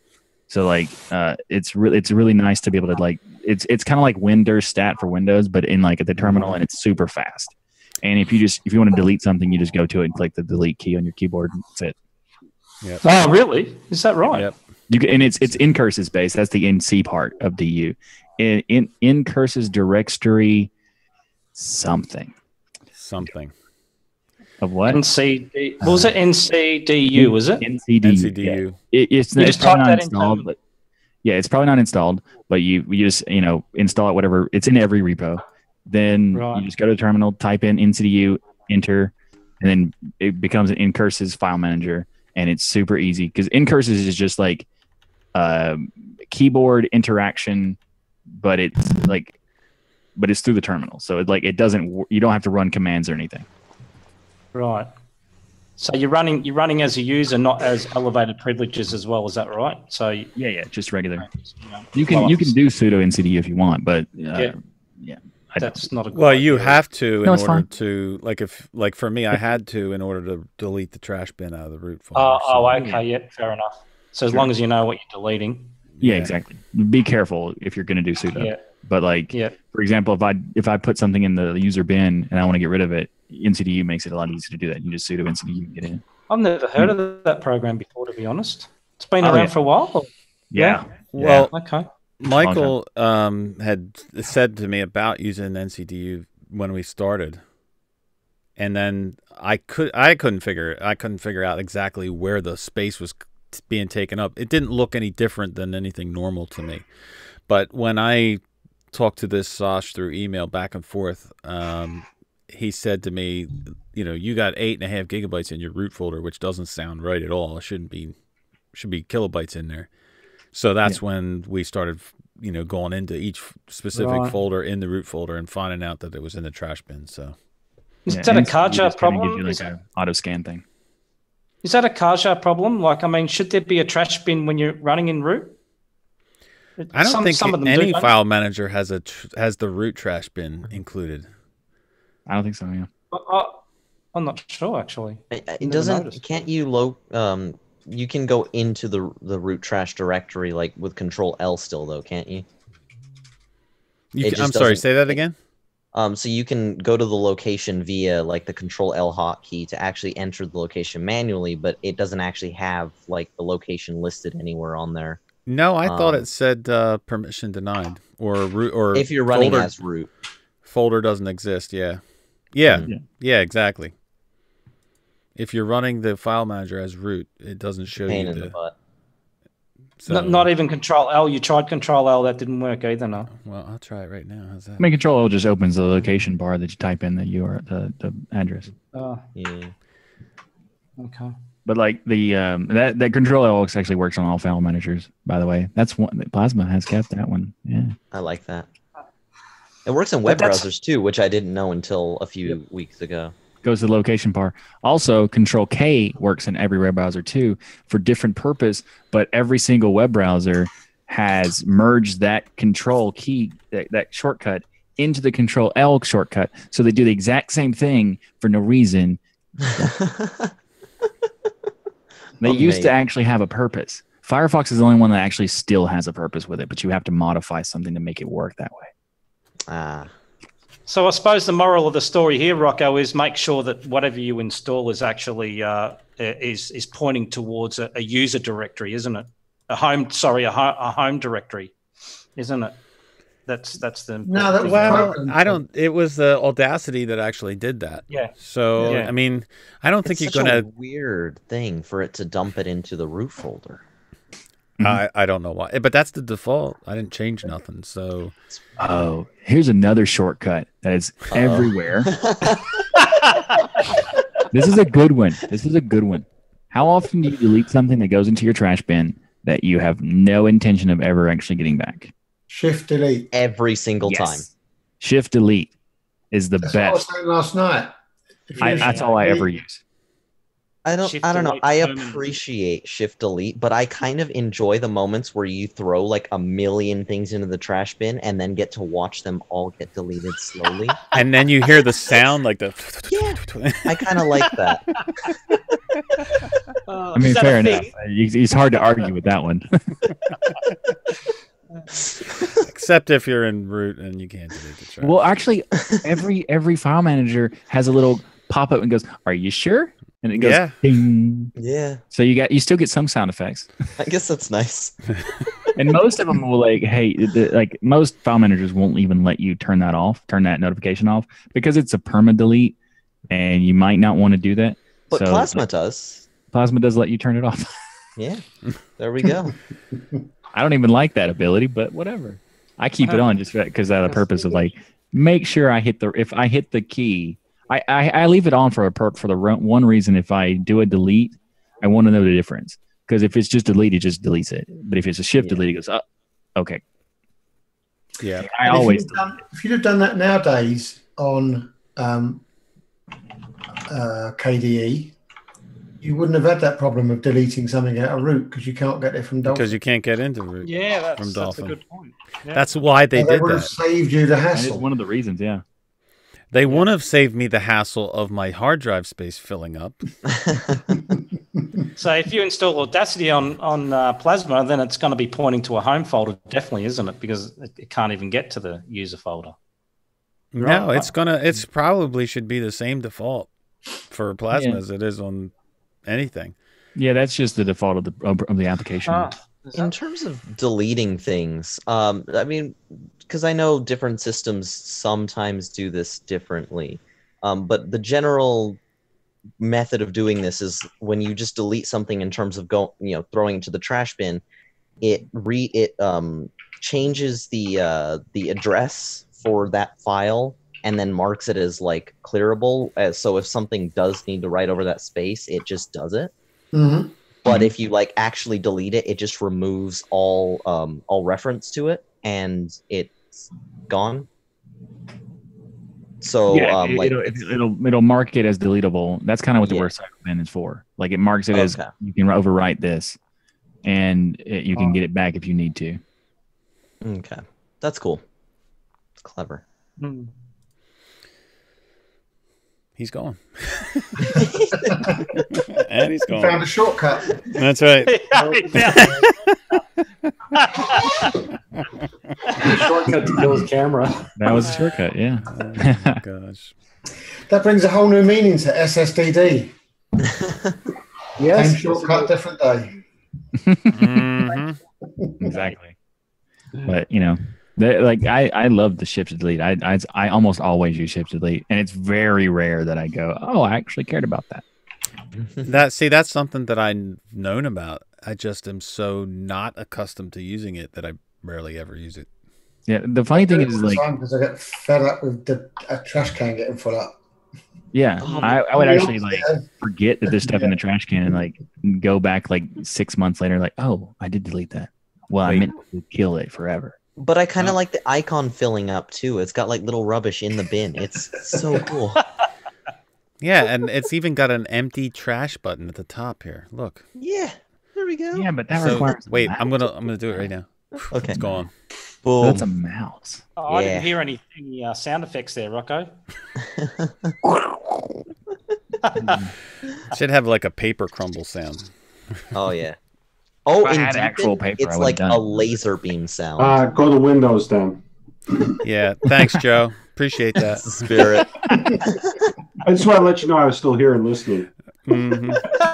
His mic is working. That's what he was doing. I was just in Windows to play a game, so sorry. It's okay. Das Geek's gone. Das Geek doesn't have a leg to stand on. Yeah, Das Geek has a Windows machine laying around too. So. Well, I was referring to the whole Chrome OS thing, but yeah. Well, I mean, he's just piling on to his own reasons not to say anything. Yeah, I got screenshots. That's all I'm saying. So just touch. I'm running Ubuntu 18.0. I'm running Ubuntu 18.04 nightly build. Mm-hmm. Now, when they said that you don't get indicators anymore, but you still do get indicator at the top. Is there certain indicators that don't work? Or I mean, Yes. I've got what is it? The caffeine indicator. Yeah, try installing Telegram. Colin. Sorry? You won't have an indicator. Doesn't Discord also completely flop with it? Telegram won't work. It won't have Telegram, no. Skype, and Discord for sure don't. No, I don't think Steam does either. If I'm not mistaken. Probably, yeah. I would say Steam. I think Steam is like Right, okay. also using the same API. So, so it depends on what API they're using, is it? Is that the difference? Yeah. It's whether they're using the API that GNOME killed or not. See, they want everybody to switch over to the new API. no, because GNOME's motto is features are bugs. Well, the new API is no API. Oh. So that's why it's dying. That's why it's the biggest problem that people are dealing with, because it's like, hey, we're just going to remove it. Oh, you want us to gradually get rid of it? No. I think even more so, another problem that I have with that is that things actually break when something like that is missing. Like some programs will just crap themselves. Well, yeah, I mean, some of them, some programs shouldn't rely on it, but no, there are programs that want to. There are users who expect it. So when programs are available, have it available, they want to provide it. So like there's unfortunately there's another thing that there's some applications that have app indicators that will force an environmental backend of X on Wayland. So it'll be using Wayland, but it's using X Wayland to launch the app indicator. And that's problematic in the sense of like, it's unfortunate that it's necessary, but it is necessary because Wayland doesn't have an API for it. So it's either they're gone entirely or you compensate for it. This is still on Wayland anyway, this 1804. Obviously haven't made that change to X by default. Yeah. Yeah, that makes sense. I think they announced that they were going to do it, not that they ever have already. So probably if the compensation worked well, I wouldn't be so bothered, but the compensation rarely works well. I mean, the compensation from Ubuntu is different because they're dealing with a much bigger problem. I'm trying to rewrite the compensation. They're trying to rewrite the mitigation of the problem rather than just dealing with the top icons plus solution, because that's a temporary solution. Will die, and even the developer of it said, yeah, it's going to die. I'm not going to try to rewrite the whole thing because they just killed the API, whatever. But the other one, the case status / app indicator, that one. Yeah, that one. Yeah, that one is compensating it entirely and building its own API. So but it has to build out API support for like a ridiculous amount of applications. So like, yeah, because not all applications work with that yet. Yeah, so like I don't know how long it's going to take. I know that Canonical is not the one making it, but they might be contributing to it. So they might be able to speed that up, but who knows? I mean, and their only option is to either use that and support something that doesn't really work that well and try to like fix it, after the fact, or use something that will crash and probably crash before they end support for the maintenance of LTS. Like, it's hard to decide on that. So in this regard, Telegram's not working, you're saying. Whose job is it to get that working? Is it up to Telegram to put the API in, or is it up to Canonical themselves? Well, if you ask them, it's up to Telegram to fix their program. Well, right, to suit their desktop. Not really. If you ask GNOME, it's up to Telegram. That's what I'm saying. If you ask them, it's up to the program. Right. Yeah. So okay, the way to fix it, GNOME's opinion of fixing it, don't use it.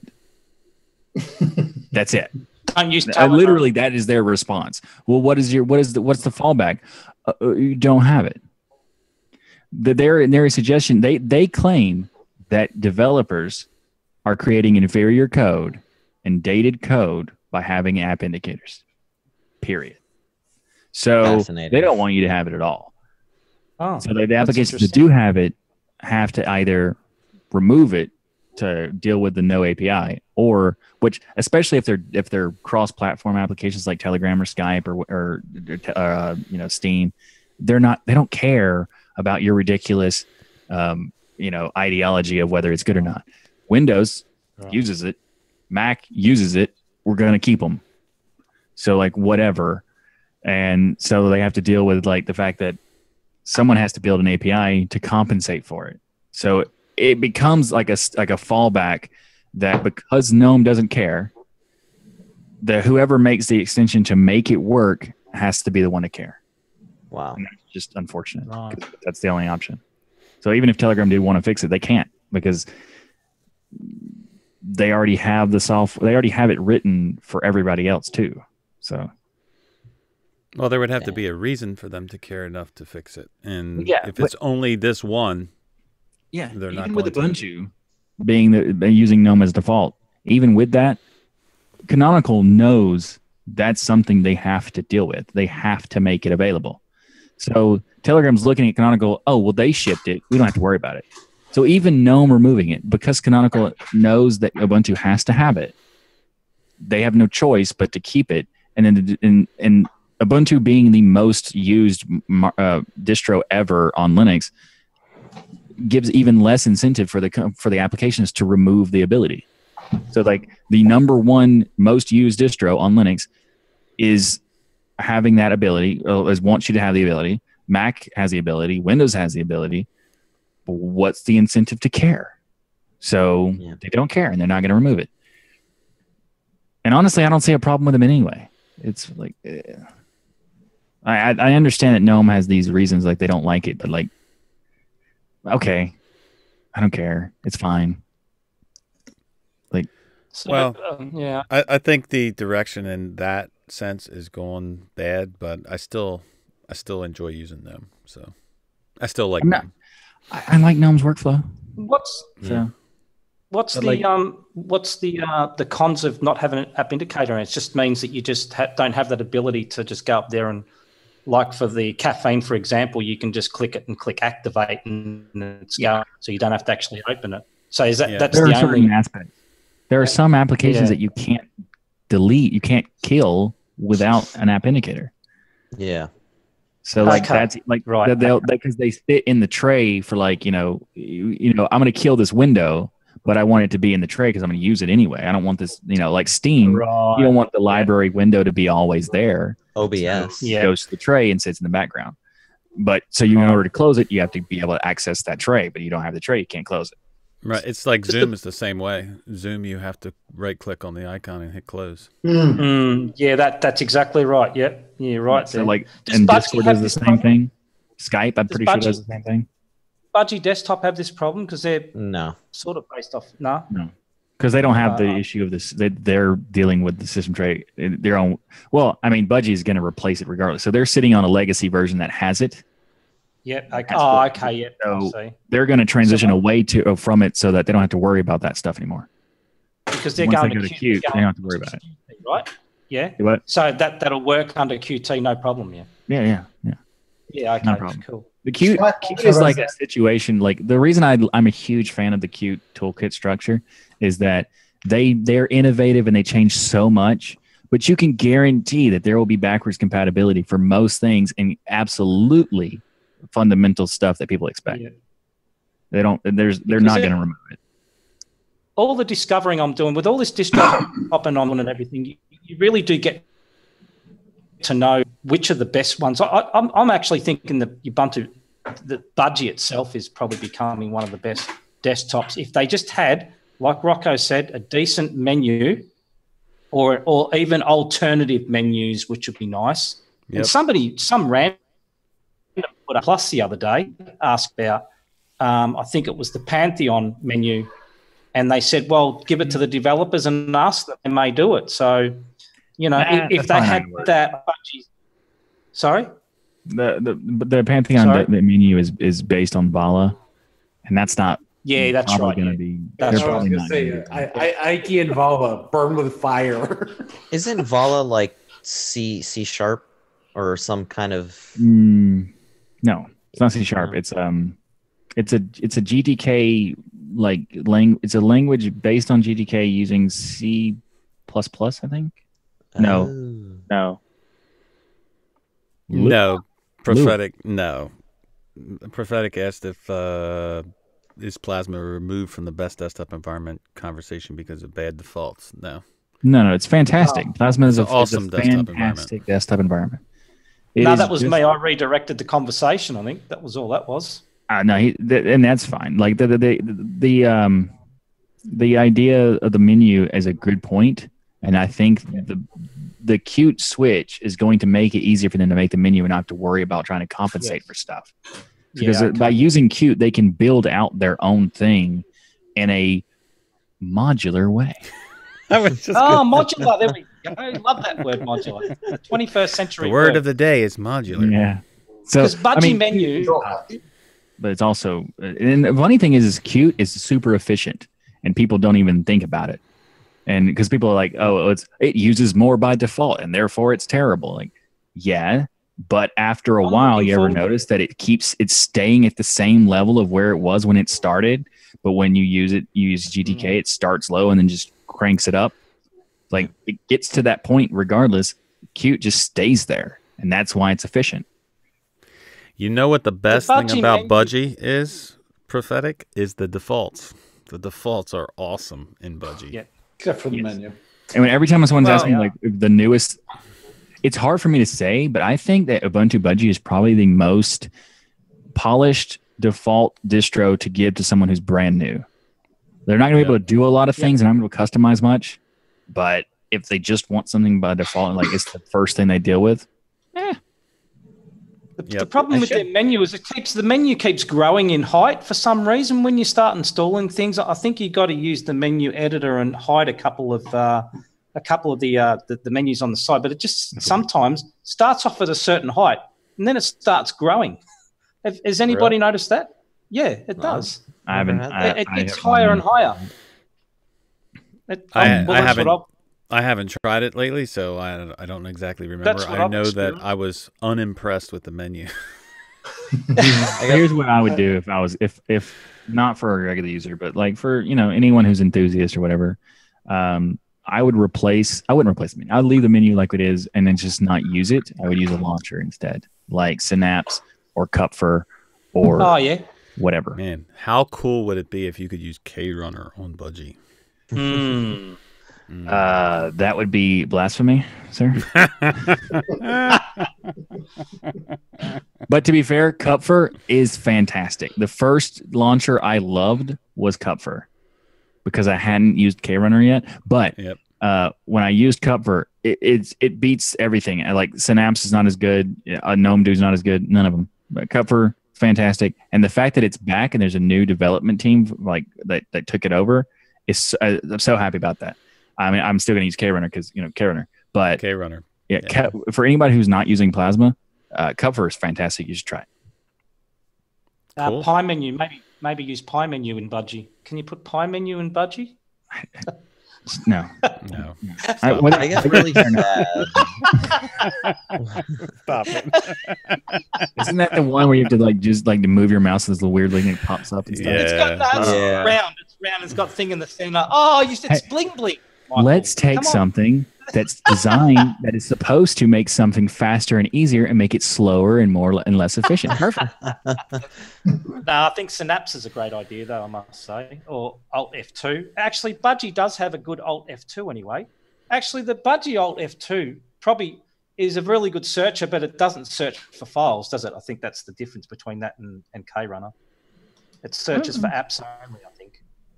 KRunner does like everything. It does everything. Yeah, Alt F2 is Alt F2 will drive your car. Yeah, maybe. Alt F2 is designed specifically as a shortcut for run command. Yeah. So they might be using it as that. I don't know if they do, but like that shortcut is like notoriously for like 20 years been the shortcut for run command. So also to be fair, Plasma's stupid decision of Alt F1 and Alt F3, those were the normal standard globals for every DE 20 years ago. Just still using it. Beautiful. But Alt F2 is just supposed to be runs, so that's probably why it doesn't be able to search things. It's expecting commands. It does search for applications though, so the applications come up in a list underneath. Yeah, so it does that as well. It might be looking for commands of the applications. Then that'd be interesting. I would have to look at that. But Kupfer's still better. You should try Kupfer. Colin, Keegan has a question for you in chat. I haven't got chat open because my internet's really bad today. What's the question? I like how you said if someone distro hops, automatically it's Colin.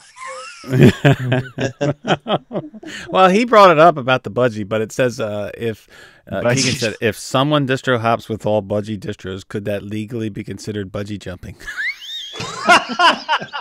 Yes. Well, I haven't been brave enough to try that, but maybe I have been Budgie jumping on. I'm not sure. Yes, I've gone from Solus to Ubuntu Budgie, so. So you're Budgie jumping. I'm Budgie jumping. Harness free. Exactly. We're not going to go anywhere near Budgie smuggling. Oh my god. Yeah. On that note, it's way past stream ending time. Everybody gets a last word. Zeb. I'm back on YouTube. Yoo-hoo! Did you post a link for your channel? I didn't, but it doesn't matter. Post a link. Post a link for your channel in the chat. That's You're on YouTube, Matt. Dark one. Exactly. He got it right. I love it. Yes. Yeah. He's on it. Joe?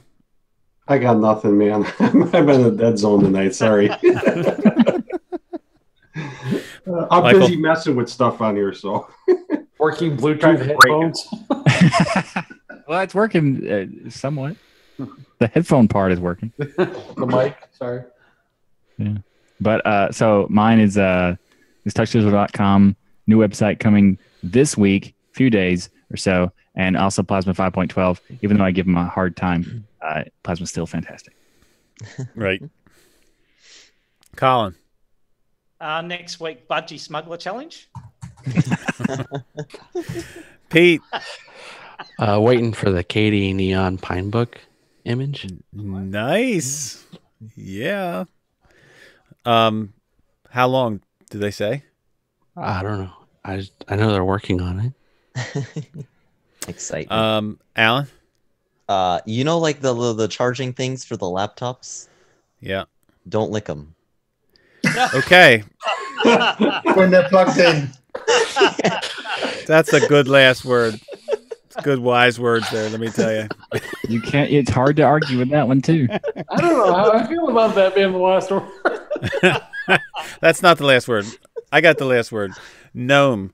Even though we've been talking about it, I still love it. So check it out. Alrighty. Are you sure though? Yeah. Yeah. Other than that, maybe we'll see you guys next week. So awesome. So anyway, thanks for everybody showing up. See you guys. See you.